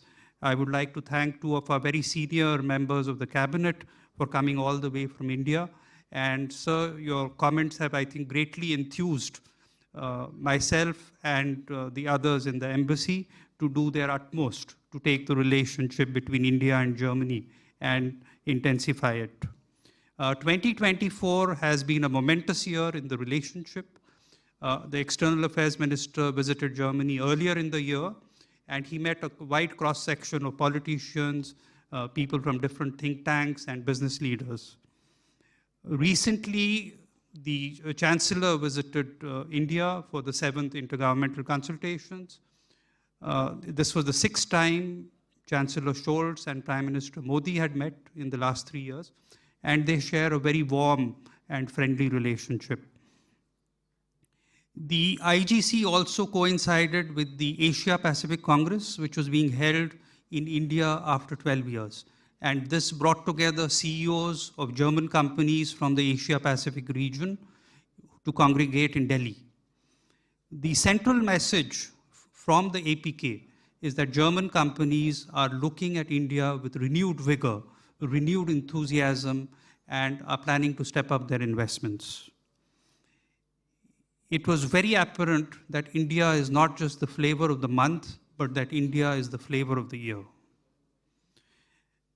As Minister Scindia pointed out, bilateral trade between India and Germany has reached a new high. The German statistics show that the trade crossed $33 billion. I was just mentioning that some of the trade comes to Netherlands, but the final destination is Germany. So there is a slight difference in the figures. German companies have invested $20 billion in India according to their own statistics, but a good amount of the earnings is being reinvested in India. I happened to be in India and had the opportunity to interact with a few German companies, and I was truly surprised by the scale of their planned expansion. Most German companies I spoke to said that their target is for their turnover to expand 4 times by 2030. So you have German companies, many hidden champions with turnovers of 2 billion, 3 billion euros in India, and they said by 2030 they plan that it will cross 4 times. So it is truly an exciting time for India-Germany relationship, and one of the new dimensions to this is the renewed interest in security and defense. Last year and this year have seen fresh vigor. Our Chief of Air Staff visited Germany last year. The German Air Chief visited India this year. Germany took part in Tarang Shakti. This was the first time that the German Air Force and the Indian Air Force did exercises. And in fact, the Chief of Air Staff of the German Air Force flew with our Air Chief in the LCA Tejas. I also had the opportunity to accompany Chancellor and the high-level delegation to Goa at the end of the IGC, and the Chancellor and the delegation visited 2 German naval ships, which had just concluded the first ever naval exercises between India and Germany. Senior officials from the German delegation were shown our aircraft carrier INS Vikrant, and I can assure you that they came back truly impressed. Friends, a lot has been said, I would not like to repeat, but the Green and Sustainable Development Partnership provides a very strong template for continuing our cooperation in renewable energy, sustainable development, urban management, etc. The Indian diaspora is growing by leaps and bounds. It was less than 100,000 in 2016 and has crossed 275,000. The Indian students have doubled in the last 5 years. There are more than 50,000, but 80% of them are doing master's degree, and most of them are doing STEM courses. A few takeaways on the cultural side, based on my earlier experience. This is the second time I'm in Germany, but a lot has changed. Have you heard of yogi tea? Yogi tea is a symbol of the cultural friendship between India and Germany. It is nothing but masala chai. But when Germans go to Indian restaurants, one of the first things they order is yogi tea.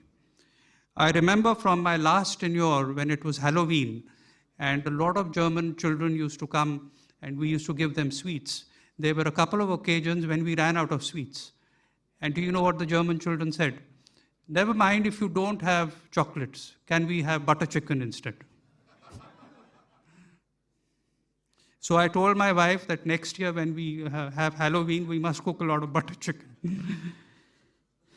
But I think nothing exemplifies that India has arrived than the fact that at Potsdamer Platz, today you have about 4 or 5 Indian restaurants, and in the famous Adlon Hotel, which was at one time known for its China Club, there is the India Club now, and it's a fine dining experience. And the India Club, I think, gets many more visitors than the China Club. Let me thank everybody, including a large number of visitors from India who have come to cold Germany. But I think the warmth in the relationship is adequate to drive away the cold, and I think it will sustain us in the winter months ahead. Let me finally thank very deeply the government of Baden-Württemberg, the Minister President Winfried Kretschmann, for their sustained support in organizing this memorable event. Thank you very much.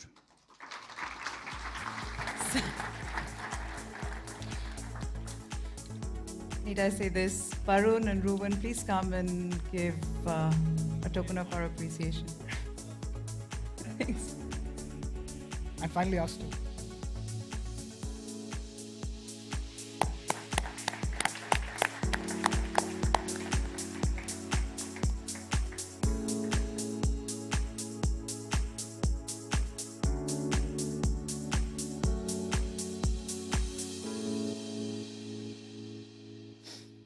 I'm going to request Mr. Barandas and Ruben Casper to please stay on stage. We have an important felicitation to be done right away. I'm going to invite both the senior Indian Union ministers with us, Mr. Minister Ashwini Vaishnav and Jyotiraditya Scindia, to the stage, and Minister from Germany, Mr. Florian Hassler, and Mr. Ramu Rao Jupalli, requesting all of them to come on stage. It's time now to felicitate our sponsors for the News9 Global Summit, requesting all the gentlemen now to stay on stage. Let me please invite Mr. Baba Kalyani, Chairman and Managing Director, Bharat Forge, to please take the stage.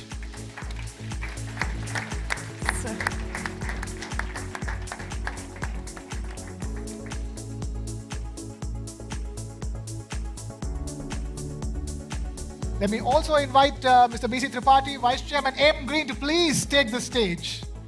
Huge round of applause, ladies and gentlemen. Without them, the summit wouldn't have been possible. Our big sponsors. Let me also invite Mr. Harshal Asnani, President Europe of Tech Mahindra, to also take the stage. This summit has been co-powered by Tech Mahindra as well.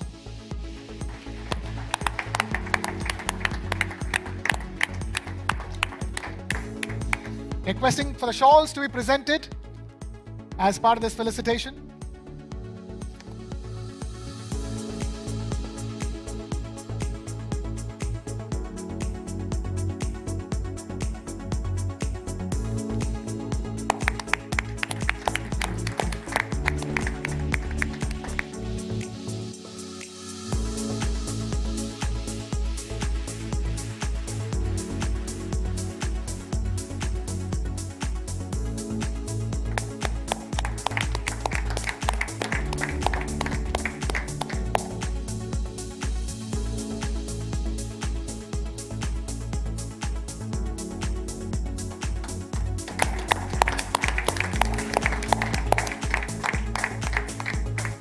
Sponsor.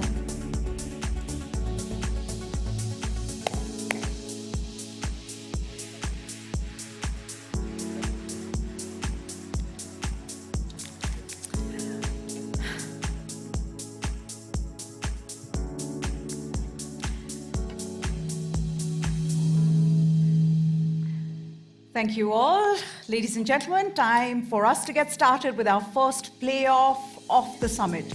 Srinagar to Stuttgart, the consumer story. As you may know, India's consumer market is one of the largest and the fastest growing market in the world. The consumption patterns have evolved. The market is diverse. India has become one of the most attractive destinations in the world for global companies. Right, and the consumer, however, is the same across the world. Their aspirations are the same. How can India and Germany collaborate to make products for consumers across the world? Take a look at this. Generations. What do they even mean? Time moving forward, people evolving, but... Are they just labels? Or something deeper? Okay, enough questions. Let's talk about Gen Z. Born digital. Fiercely independent. Unapologetically bold. They live in the moment. But think about tomorrow. They're not just consumers. They're trendsetters. Music, they set the beat. Gadgets, they demand the best. Fashion, they redefine it. Shopping, it's all about the experience. Global citizens in a connected world. Digital natives living online and offline. They don't just follow trends. They create them. 1 billion consumers, a growing force. Fueling the global consumption engine. How can Germany tap into this surge? A new era of cross-cultural consumerism. The playoff begins. Right, for this first playoff, let's invite our distinguished speakers. We have Mr. Ulrich Heppe, CEO, Stuttgart Airport. Ladies and gentlemen, big round of applause. We have Mr. Shubhranshu Singh, CMO, CVBU, Tata Motors. Mr. Digdyuti Sen, Global Marketing Director, Flixbus. Mr. Reinhold von Unkern Sternberg, Director, International Markets, BMW. And the match referee for this playoff is my good friend and colleague, Aditya Raj Kaul. Aditya, all yours.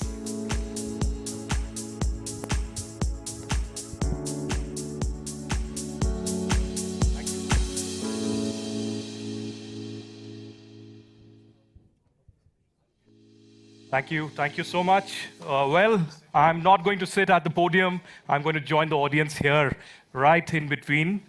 And this is the first playoff of this season of the Global Summit that News9 has organized at Stuttgart. So thank you very much for joining us. You know, India and Germany have had, great relations. The relations have been actually broadening and growing by leaps and bounds. We had the German Chancellor Olaf Scholz very recently in New Delhi with almost half his cabinet. And that clearly indicates the emphasis that Germany lays on India. And Germany already is one of the biggest, I would say, the partners of India from the European Union. So let me actually begin by asking Ulrich Heppe, the CEO of the Stuttgart Airport, that one of the areas where there has been emphasis has been innovation, mobility, and sustainability. In fact, this is the area where emphasis has been laid during the recent visit and the India-Germany framework. How do you see India and Germany collaborating together and Germany actually providing that technology to the large population in India, and what better can India do to actually have more investors from Germany? Thank you very much for having me. My name is Ulrich Heppe. I'm 53 years old, 4 children, CEO of Stuttgart Airport. Who of you all arrived at Stuttgart Airport? Please raise your hand. Wonderful. I hope you had a good experience. If not, complaints to me. Yeah? And no, thank you very much for having me. I'm happy to answer your question. I am very excited because I love India. Before I came to Stuttgart 2.5 years ago, I lived with my family in Ahmedabad, the capital of Gujarat. I was in charge for Ahmedabad International Airport and for the transition of some other Adani Group airports from privatization into private ownership. So I'm super excited. I love the Indian cultures, the languages, the food, the people. I'm a big fan, and that's why I was honored when you asked me to join the panel. So. No, I think mobility is the big key, and Germany, actually India is the largest growing market for aviation. The companies Air India and Indigo and Akasan, they ordered over 1,000 aircrafts, much more than the Gulf carriers or the Chinese carriers did. So a lot of growth will come, and we want to be as an entry point. We are the gate to Baden-Württemberg at Stuttgart Airport. And hopefully soon we'll have some direct connectivity. Last Friday I talked to the colleagues from Air India, and they also could imagine they're focusing on Frankfurt and Munich, unfortunately right now, but there are new aircrafts coming which are good for secondary airports to connect because they're a little bit smaller, like the Airbus 321 XLR or Airbus 321 LR. They could go ideally from Bangalore to Stuttgart or to Mumbai, to Delhi, to Stuttgart. So we're looking forward to this. Then I think both India, you have so much talent, so much well-educated people. The people I worked with in Ahmedabad, I was really impressed. I think Europe is happy that India orders a lot of Airbus, which are produced in Europe, but you're also ordering Boeings. Good for Europe that Boeing has some difficulties right now, but I think it's good to have 2 big aircraft producers. For me, it's important that we get zero-emission flights. The industry wants to be without emissions by 2050, so the short distance should be electric. The medium distance should be with green hydrogen powered, and the long distance with the sustainable aviation fuels. And India can be one of the major green hydrogen producer with all the solar energy you have and also wind. So I think India plays an important role in aviation in the future. I think India plays a significant role certainly in the global economics today, one of the fastest growing economies in the world at present. Let me bring in Shubhranshu Singh, CMO from Tata Motors, who's flown down from India all the way. Shubhranshu, Make in India has been one of the primary projects of Prime Minister Narendra Modi, and people have been speaking about it, the kind of flexibility that it has brought in towards collaborations and of course productions that are happening in India. But for a German investor, for an investor perhaps from the larger European Union, how significant is Make in India? Do you also feel that there needs to be an understanding of the local tastes, and perhaps the investors need to mold themselves to the local environment and atmosphere? Yes, thank you. I think the ministers had already spoken about the huge opportunity that India presents, not only to Germany, but to the developed world at large. Let me just address this from a brand building and a marketing standpoint. You see, India is a very large market, already the 5th largest economy by nominal GDP. We are 3.55 trillion. We have a 1.3 billion plus population. What we don't realize is how young and optimistic the country is in terms of demographics. So we are a median age of 28 years.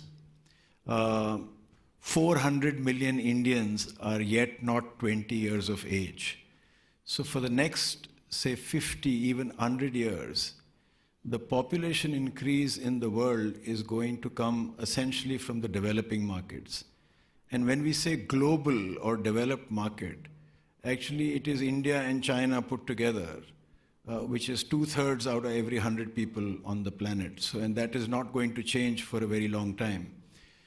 The second part of this youthful optimism is how they are responding to the market. And there, I think, whether it's Germany or the top 6 developed economies in the world, I think the important distinction that has to be made is the nature of the market opportunity.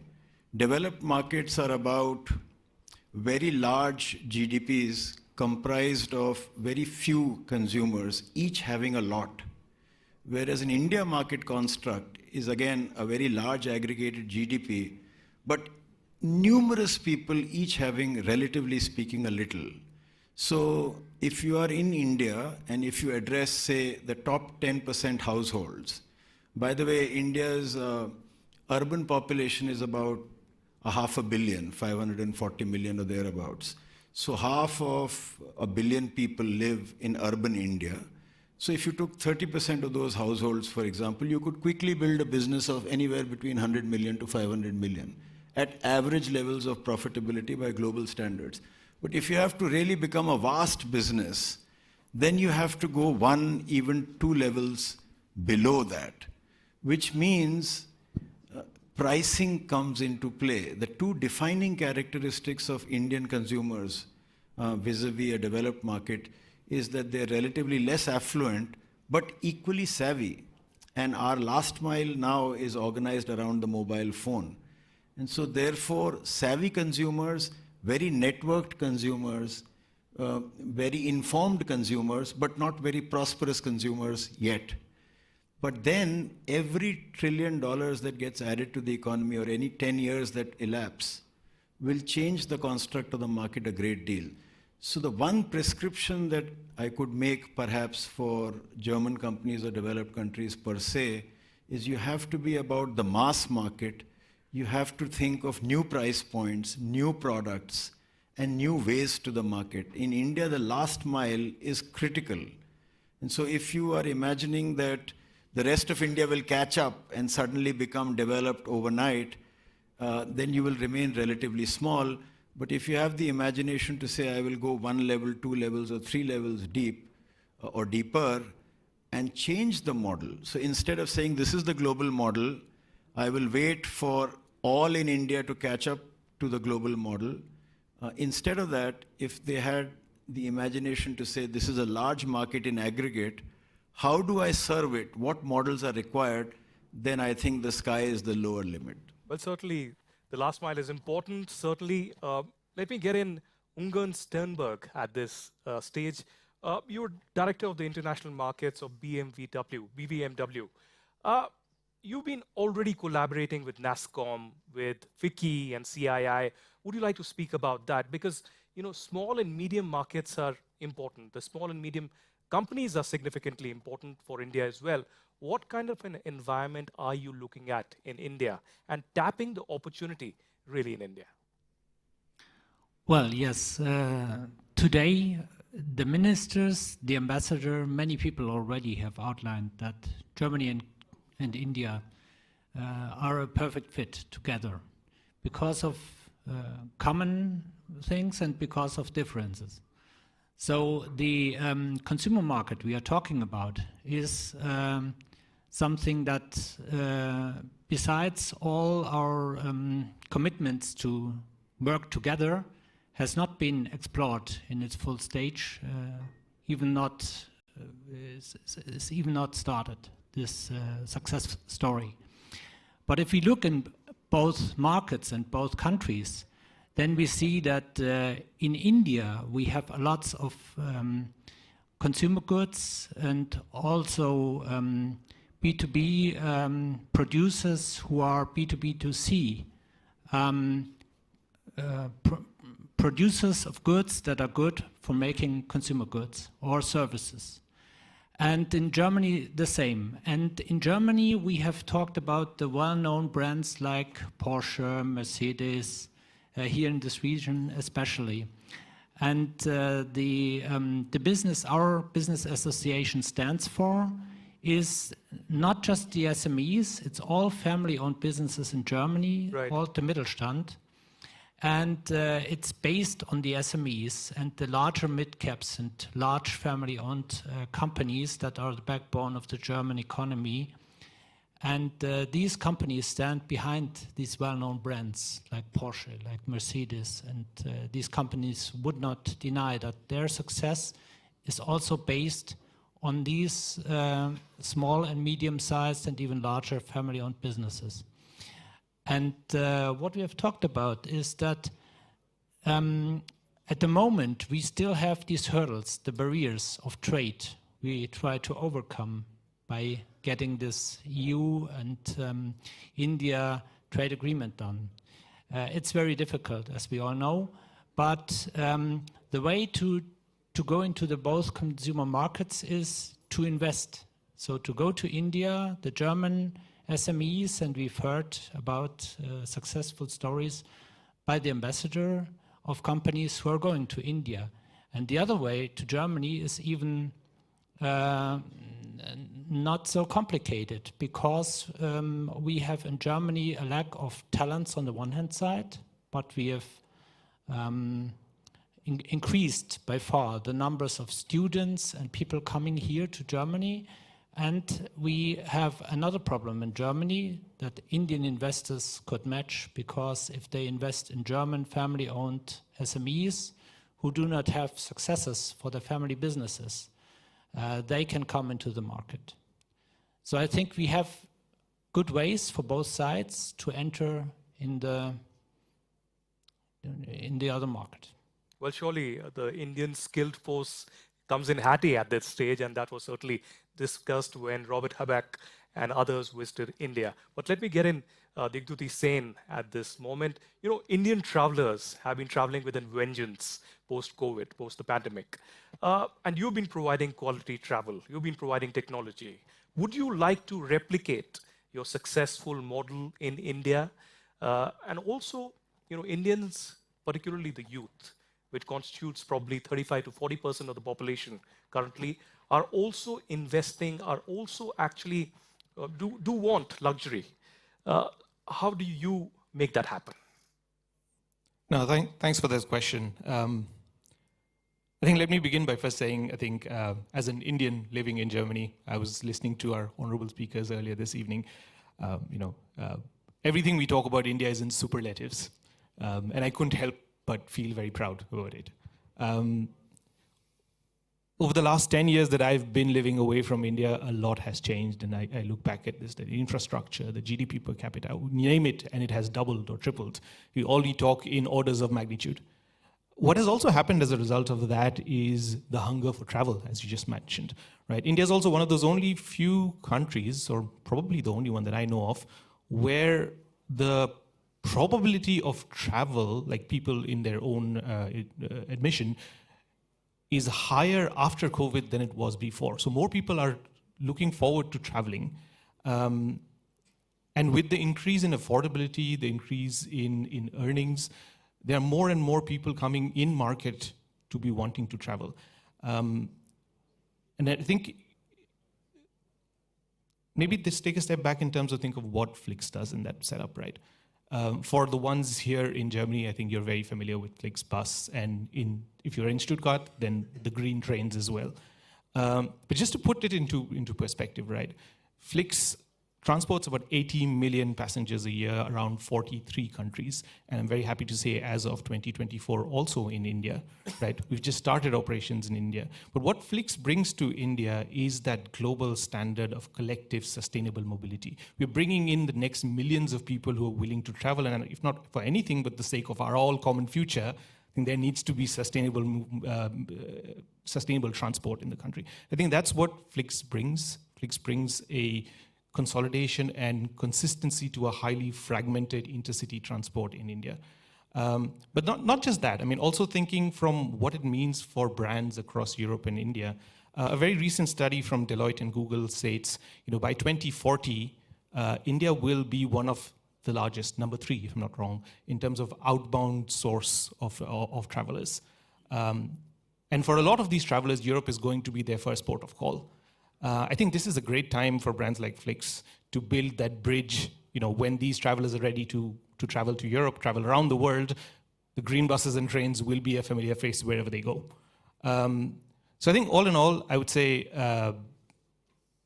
Flix is here to transform the intercity bus market in India, bringing in collective, sustainable travel for a lot of people who are now looking to, enjoy this new form of life and leisure that they're looking forward to. Well, excellent.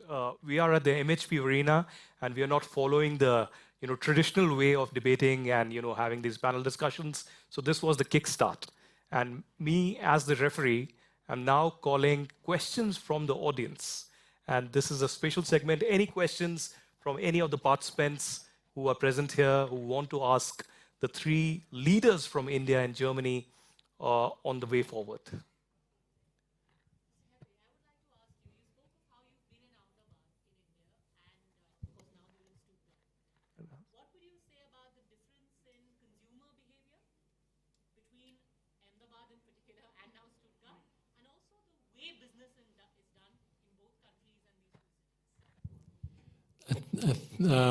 I liked it very much in Ahmedabad, and in Germany we sometimes tend to overanalyze things and a little bit too risk averse.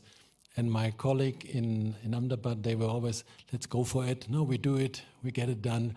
So this spirit the Germans can learn doing business from our friends in India. I think consumer behavior and the young generations, it's not so different. I have a 15-year-old daughter, a 19-year-old daughter, and also an 8-year-old daughter and a 5-year-old boy. And if I see the new kids, they love a lot everything with social media and with videos and dance and text and food. And I just came back from Doha to speak to Qatar Airways there and my daughter called me, Uli, you have to bring me some Dubai chocolate from Dubai, yeah? And I said, no, I will not bring you Dubai chocolate. I'm in Doha. So they're all in food and stuff, and whatever gets promoted on social media, if it's cookies so it's not so different, consumer behavior. Well, for audience and those who are watching us live, they couldn't hear the question. So I have to tell them that the question was about the difference in the consumer behaviors between people here in Ahmedabad, his experiences here, and in Germany. Anyone else from the audience who would like to ask a question? Please.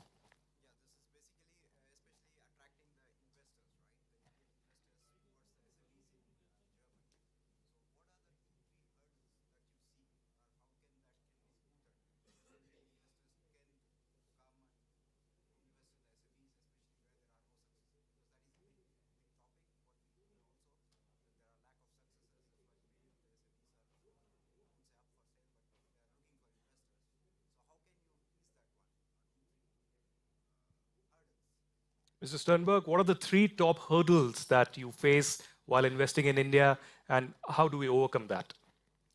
Yes, thank you for the question. So the 3 top hurdles for investors from India and Germany are there's no transparency in the market where to invest in. This is combined with the situation that in Germany, if you want to start a business, of course, this is a market that's already, it's not a growing market, so you have competition. So if you want to go into the market, you need to know where your opportunities lie and with whom you can partner, or which company you can take over or invest in. So, and this is something you need a network of trust. So you can approach embassy, you can approach institutions that give you a bit of insights in how to go into the German market, but then you need the contacts and you need this networks of trust. And this is what we are very much working on, because our association has been founded 49 years ago, and we have partners, as mentioned, in India, which are FICCI, CI, and NASCOM, and we are having roadshows in Germany. We are traveling, we are bringing our business people together with the Indian business people, and I don't recall one of these meetings where this question has not been discussed. And this is where people meet and where people come into contact with each other. And I want to introduce my colleague Daniel Raja, which is present here. He's the driver of all these contacts between the Indian associations and our business people. So we can just continue here after this talk. Well, certainly we can. One of the good things that has happened is that the intent is turning into outcomes in the recent years. And I want to quickly go to Shubhranshu here. One of the areas that we saw recently being discussed between Olaf Scholz and Prime Minister Modi was about a large amount of Indian skilled force, the workers actually going from India to Germany. The numbers could be to the range of 90,000 to perhaps 200,000. How do you see they helping the German economy grow as well? Because they bring in talent, they bring in innovation, they bring in this entire gamut of mobility, sustainability that we are talking about, a renewed push in that sector. Well, I must firstly confess it is not really an area of expertise for me, but I can venture a good enough guess, because in my sector, in the automobile and automotive space, it is well known that where we are sitting today is really the heartland for European automobile industry, and there is a lot of innovation that gets percolated both ways. And I think if you look at the spread of skill sets that are available now in India and the general change in demographics in Europe, in Germany, with the aging population versus a very youthful, skilled population in India, I think that exchange is natural. But if I may take the liberty of adding to your question, one of the things which happens conversely is that when folks come into India, they imagine that there is going to be an inflection point based on per capita income, for example. So, everything will start happening after $3,000 or whatever. That's not the way the world works today, because in India, all of these skills have developed on the back of domestic players who have innovated to fill the gap, because if there is market opportunity, it's not going to wait for a multinational to come in and provide them valuable but price-effective solutions. So a lot of our skill sets are happening. In India, we have a word for it. It's called jugaad, or innovation on the fly, and that has provided us with a very robust toolkit, no matter what the situation is, to be able to innovate. And I think that, married to first world infrastructure, is a wonderful thing, which is also a talent magnet. But if in any case, like I said, if out of 100 people, 2/3 of them are going to be in India and in China, then we need to shift the definition of what is global or what is Asian workforce. Because if you take a count of people and you were to line them up in one line, then it will predominantly be an Asian line. So if the Asian talent and Indian talent in particular goes across the world, it will be a more productive and economically a more value-adding world, I feel. Well, we are out of time, but one last question by Mr. Sri. Yeah. Thank you to the moderator. So this is a question which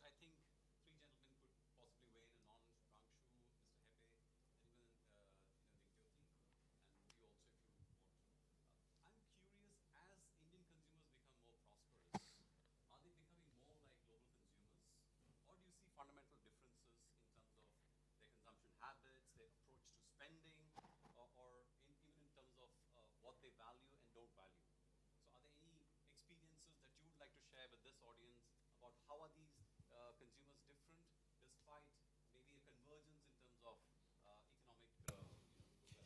In my opinion, this philosophy that, there's an ugly duckling which will mutate into a beautiful swan is actually, in my opinion, not correct thinking.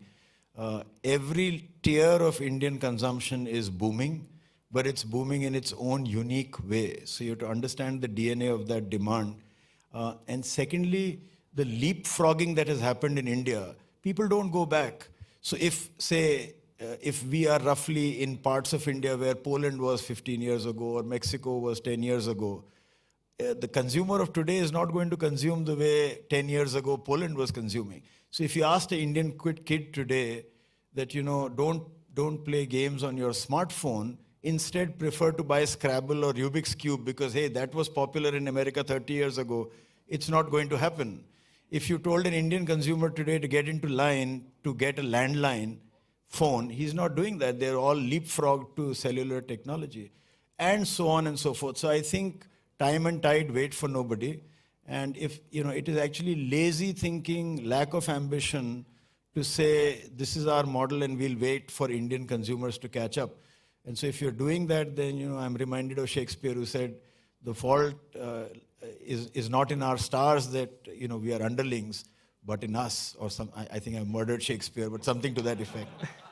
The fault, dear Brutus, is not in our stars, but in ourselves that we are underlings. So well, on that note, I will have to end it here. Thank you very much. I think Suzanne has a question, but I would request her to ask outside.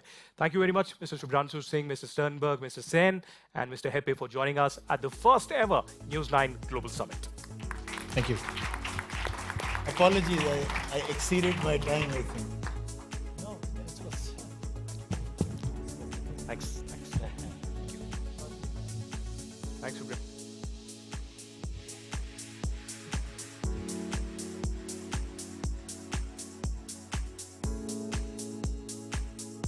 Are they taking a photograph?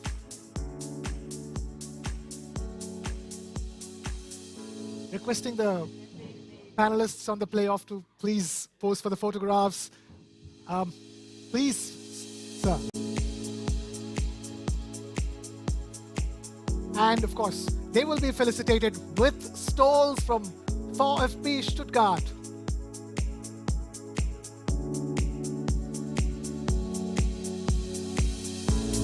Ladies and gentlemen, a huge round of applause for our panelists in the first playoff of the News9 Global Summit.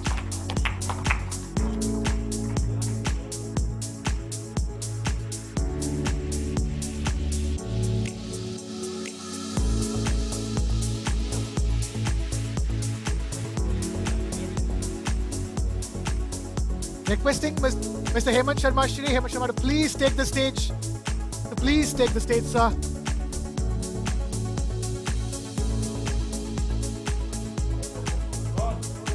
Requesting the shawls from India to be presented along with the stalls from Germany.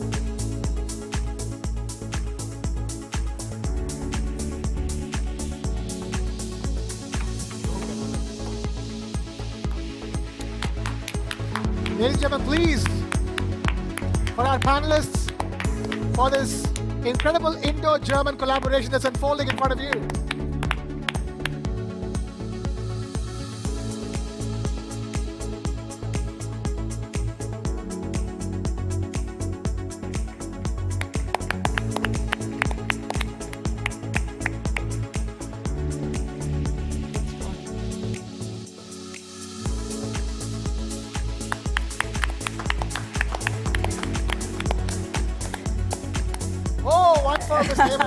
From VfB Stuttgart. Wonderful.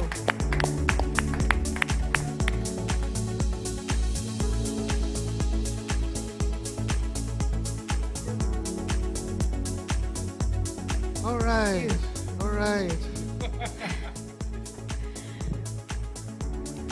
Right, thanks for that thought-provoking playoff. Let's move on to the second playoff of the day. It's sportstainment, harnessing soft power. Soft power is no more just a buzzword. Countries have realized the importance of soft power in shaping global perception, From India hosting the Cricket World Cup last year to Germany hosting Euro 2024, sport connects people. It can elevate your global profile. Oh, absolutely, Meha. And as the world becomes more and more interconnected, the role of not just sports, but entertainment as soft power has also grown. Of course, we're from India. How can we not talk about entertainment? That's why this panel is all about sportstainment. Countries with a strong entertainment industry are influencing global trends and shaping the future of international relations. Take a look at this. Sport is more than a game. It's influence, culture, power. And when mixed with entertainment, it's unstoppable. Athletes become ambassadors. Fields become stages. Together, they tell stories that move nations. It's soft power in motion. India and Germany harness this power. Each in unique ways. India with its cricket, cinema, and electric fan base. Germany blends football with innovation. PM Modi once said, "This is not an era of war." In the 21st century, soft power reigns supreme. Nations that harness this power build wealth. Shape perceptions.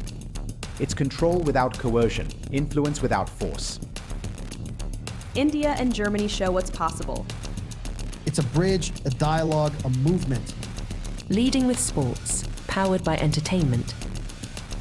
The playoff begins. Right. Let me invite our distinguished panelists for the next session. Oliver Mann, Board Chairman, Barton Wittenberg Film Office. We have Friedrich Radman, Managing Director, Constantine Film AG. Hi. Jay Frankovich, Founder, Tibetan Blue Advisory Services. And Stefan Hildebrand, Director, Youth Development, VfB Stuttgart. And talk about multitasking. We'll be moderating the session. The match referees for this playoff will be yours truly, Meha, and of course me. Meha, let's kick things off on this playoff. Right, let's go. Well. The final playoff on day one of the News9 Global Summit. Meha?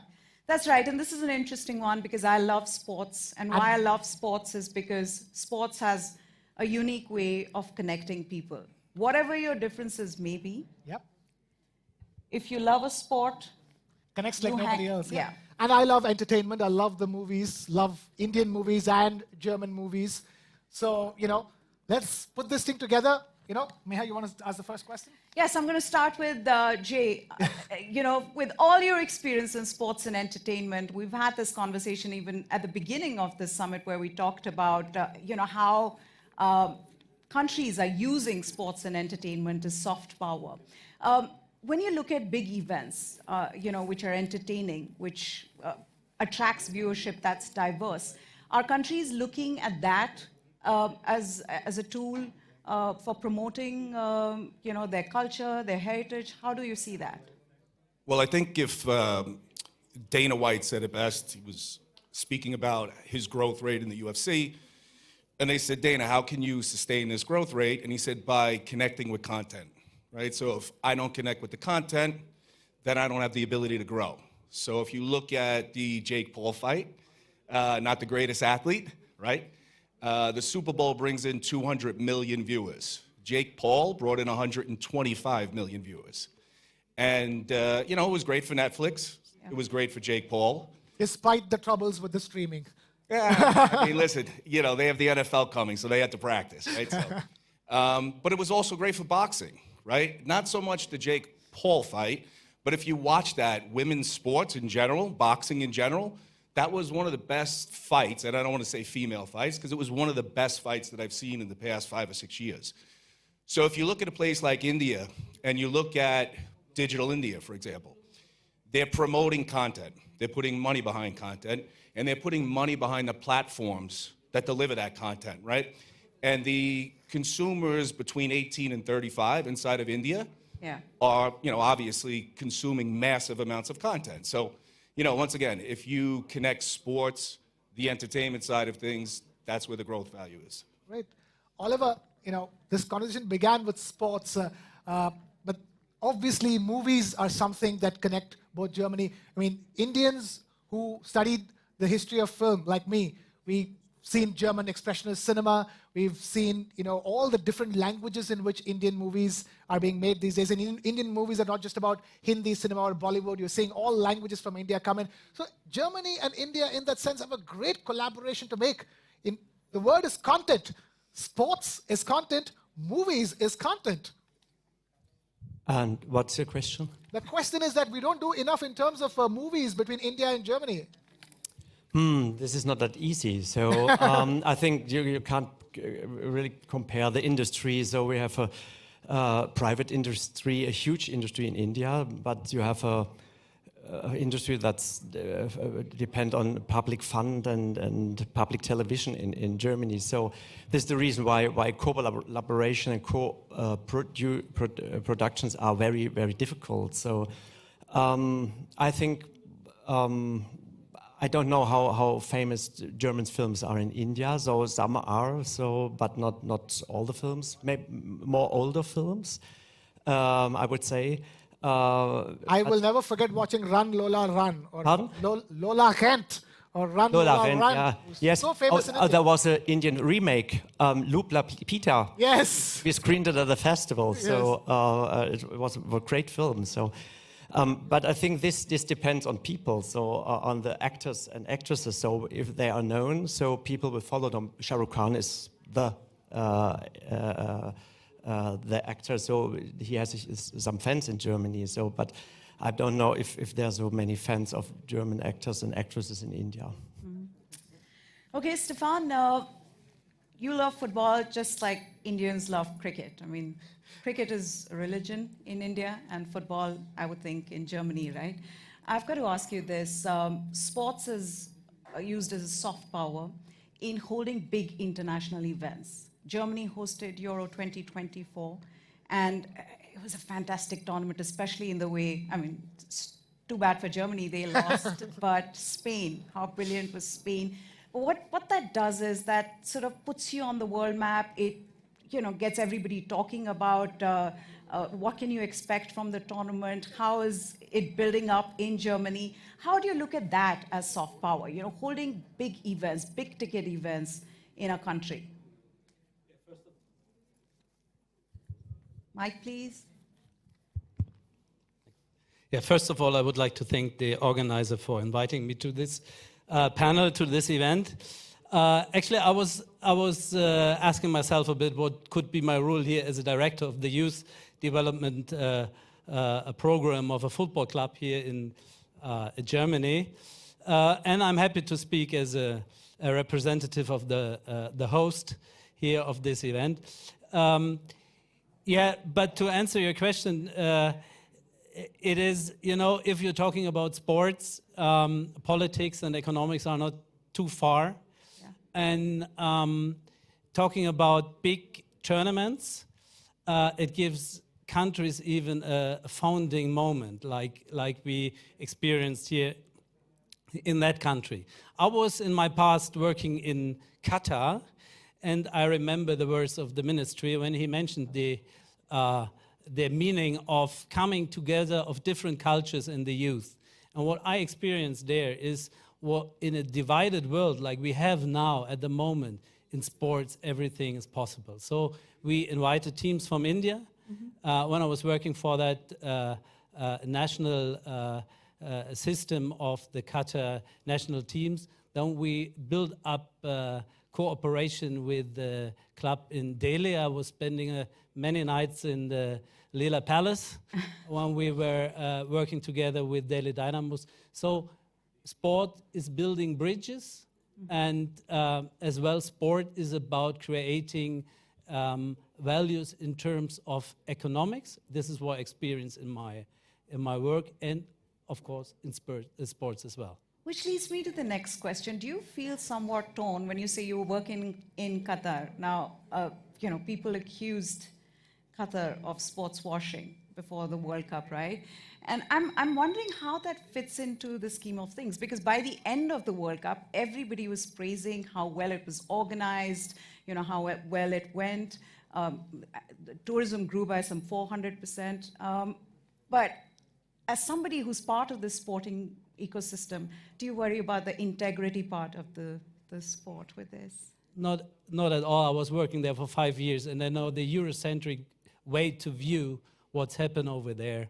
And but I think we should not open a political discussion at this part. But what I see is that even in that country, we had the possibility to bring in so many foreigners to experience the Arabian world.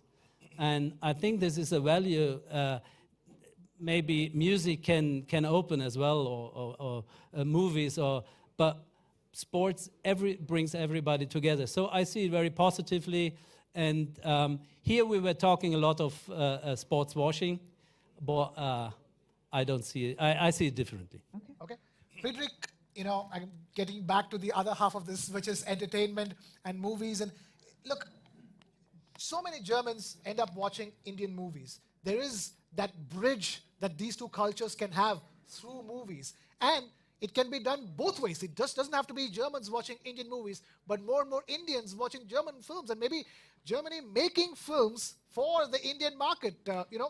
How do you see the future of how Indo-German relations, bridges being built in Indo-German relations through movies? First of all, I'm not a feature film expert and more coming from the streaming side, but I think your question, and I can probably better answer your first question, you answer my colleague to the right-hand side. Okay. For the success of German movies in India, I would need your advice, I'm afraid. The success of Indian movies in Germany, I mean, to my experience, not many people watch Indian movies in Germany, unfortunately. And I think this is the complex thing of culture. In an internal market, services and products, they can easily shift from one country to the other and you use them. But in culture, it's different because you use your free time, in taste, and cultural heritage becomes more important. And people tend to watch or consume films from places they know, language-wise, cultural-wise, maybe even religion and other topics. And India is such cultural-wise, such a very, very special place for Germans. It's another world. If you haven't been there, but I've been there in Kolkata 20 years ago, and I was so amazed by what I saw, what I sent. And I went to the cinema, and the people started clapping when the main actor came on stage. And the audience was really loud the whole time, which wouldn't happen in Germany. No one is allowed to say something. If you say something in Germany, they kick you out of the cinema. So there are so many different and huge cultural differences between Germany and India that I think it would help if you look at successful films with strong Indian elements, Indian IP, Indian stories, which is where I grew up with, is, for example, Gandhi, which is, of course, Slumdog Millionaire and Lion, and there are other examples. Those films, they were Indian from the heart and from the IP and from where they're set, but they were made by Westerns. And I think to improve the success of Indian content in Germany, Indian filmmakers would need to learn from US or UK, especially filmmakers and production companies, how to address the Western market, because we are so different with the Bollywood music, with songs and stuff. We don't even know songs in movies, and we like to. We should change it, but it's a tricky one. I'm asking this in context of only one thing. You saw what happened with a film like RRR at the Oscars, your song like Natu Natu, winning the best song Oscar award. Oliver, I see you nodding along. So we're not really far away in the sense that like Germans wanting to taste that essence of Indian culture through the movies that Indians like making. Yes, but Germans are very interested, so we see it at the festival. So most of the Germans think Bollywood is the only kind of film of movie you have from India, but there's much more, you know. Absolutely. And I think I always say, when we started the festival in 2004, and then I remember there were a lot of shows with Shah Rukh Khan in Germany, and it's all more a female thing than a man thing. So, and I said to them, so you have to, at that time we had a huge TV show in Germany, it was called Wetten, Das. So, and I said, you have to bring him there, that the people get notice of him, yeah, that he can more than sing and dance in films. So, but it didn't happen. So, the actors and actresses are not known here. So, for example, we had a film at the last festival, it was Unlocked with Babil Khan, Irfan Khan's son. So nobody knows Irfan Khan, but when I say he acted in Jurassic Park, Jurassic World, so they say, oh yes, he was the Indian-looking guy. So says, yes, this is his son. So, but people don't know. So you have to bring the people here and to make them well known, that young people maybe follow him. He's a young actor, so he's wonderful for all social media things. So. Okay, let's get back to sports then, Jay. The role of sports figures is as a tool for shaping global influence of a country. How do you see that? Virat Kohli, for example, who's a cricketer, he is one of the most followed sportsmen on Instagram. Cristiano Ronaldo being another player. How do you see that when we talk about harnessing soft power for a country? So I think if you look at the name, image, and licensing, and looking at these athletes at a younger age and starting to develop their ability to connect with fan bases, be in front of large audiences, work with people who have been in cricketing or football, and also merging in other aspects of entertainment. You had mentioned music. So, for example, if you are going to buy a team nowadays, it's a good thing to bring in a celebrity from the music world or Hollywood, right? Because it now boosters the eyeballs onto some of these smaller clubs. So I think, bringing in celebrities and bringing in other athletes into some of these, smaller teams is the ability for you to take that team and push its visibility globally. And, you saw it with Ryan Reynolds and Wrexham. Yeah. Tranmere is a small club out of Liverpool. Nobody knows it, but, right now it's got some big celebrities like Rihanna coming into that team, right? So it's going to be known as Rihanna's team, not the little brother in Liverpool, right? So these are the things. People want fully immersive experiences. And people use the word immersive all the time. But really, it's not about just watching the game on Saturday or Sunday. It's bringing it home into your house, whether it's music, video games, food on your table, right? And that's the full experience of sports nowadays. It's not just a game. So, Friedrich, if I were to ask you, I know right now you're looking like not much has happened, but like a lot can happen. There is music that we're not discussing. There is other content. For example, where I'm coming from is look at what's happening with Korean content. So many people around the world who have never been to Korea, know very little about Korean culture, all consume everything from Korean music to Korean movies to Korean series. That can happen. That is, that can happen, be it German or Indian content. You're absolutely right about the Korean hype. Squid Games, of course, is the biggest success on the film side. And when the next season launches, which is I think next month, the Netflix server will break down again. I'm quite sure. I think the difference is the storytelling, what the Koreans and the Japanese and other countries do in opposite to India. You have a very special approach in storytelling. You mix within the storytelling musical elements. The religion is sometimes, mythology is sometimes important within your movies. And the tradition of, for example, arranged marriages is often an important topic. And on Squid Games, for example, the show could have been done in other countries of the world, because all those special elements you have in Indian content, like I said, religion, cultural heritage, and all the things, is not in that in the Korean.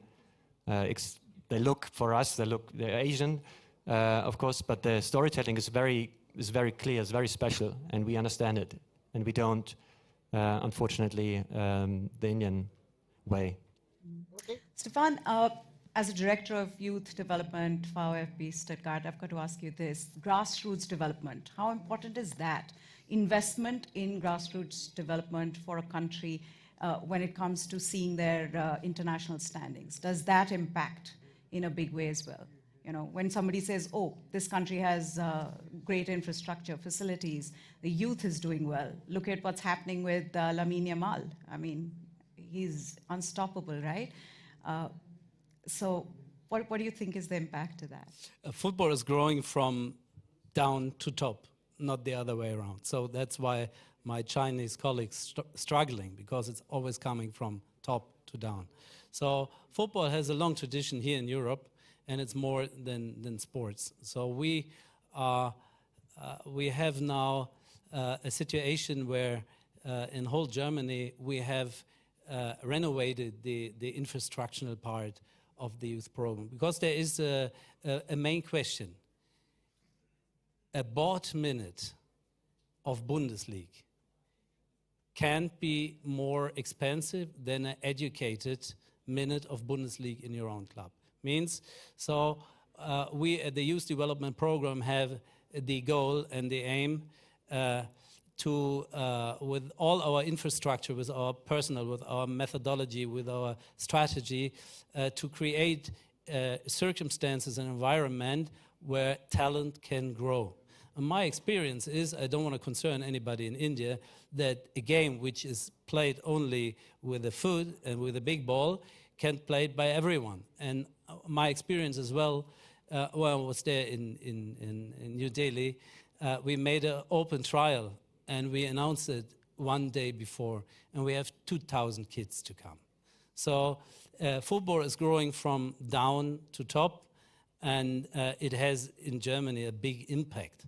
So even economical. So this is what my chiefs are really asking for, that it's more than a cultural program.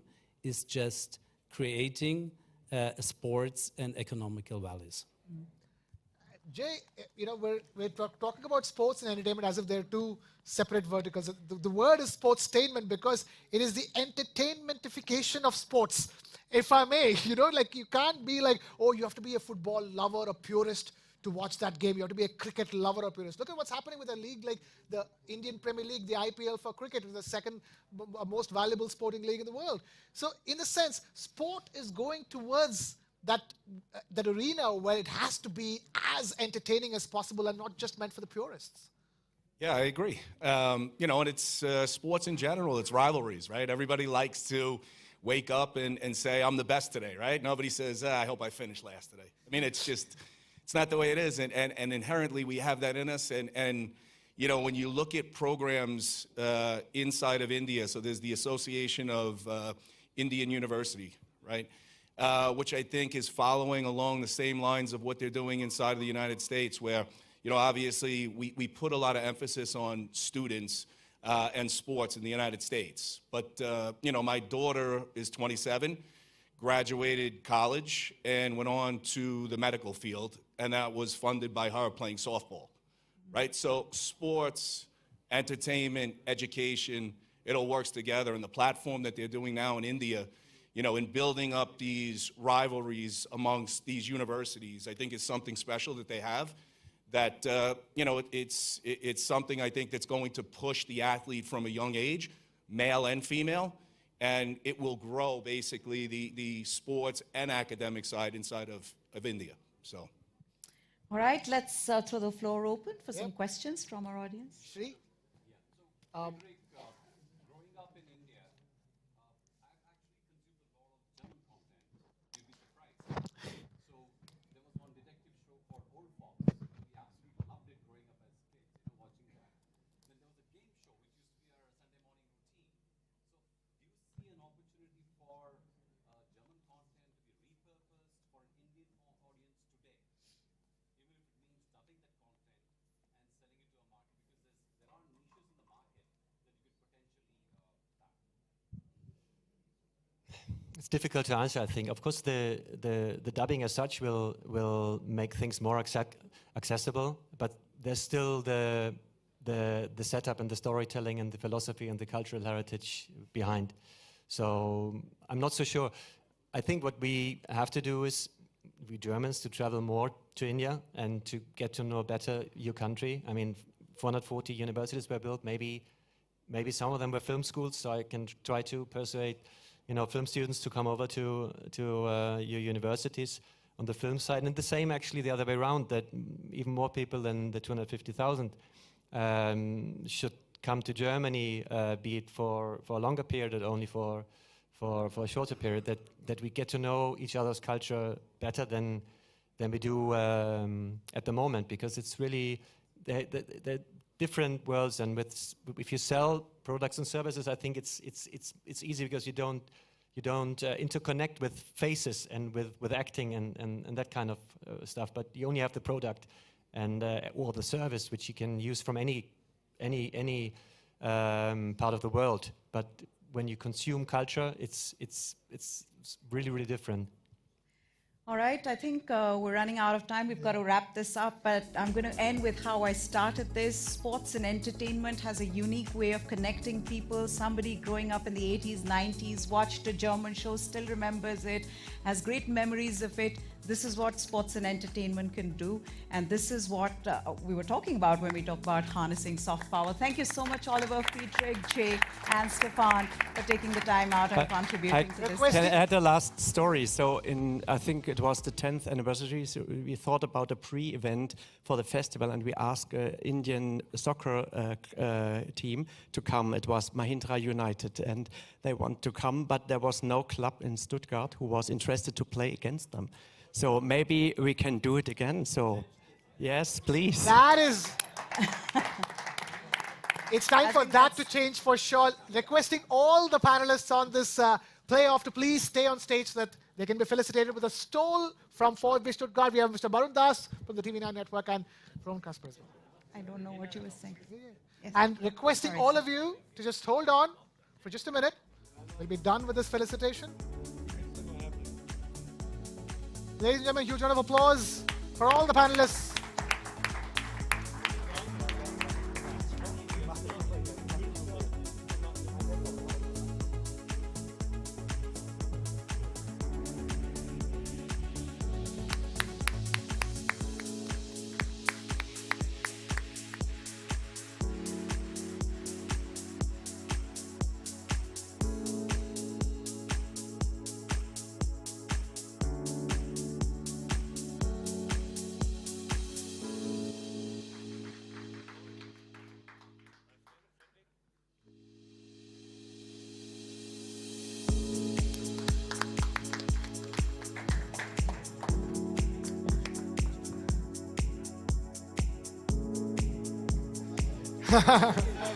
Of course, but of course. We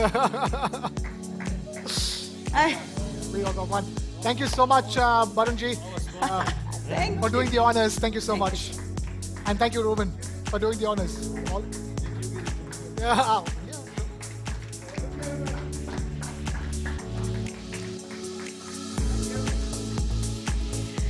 All right, thank you, ladies and gentlemen. Yes, that's what we're doing. It's a wrap for the day. Thank you so much, sir. Okay. Lovely. Thank you, Jay. Thank you.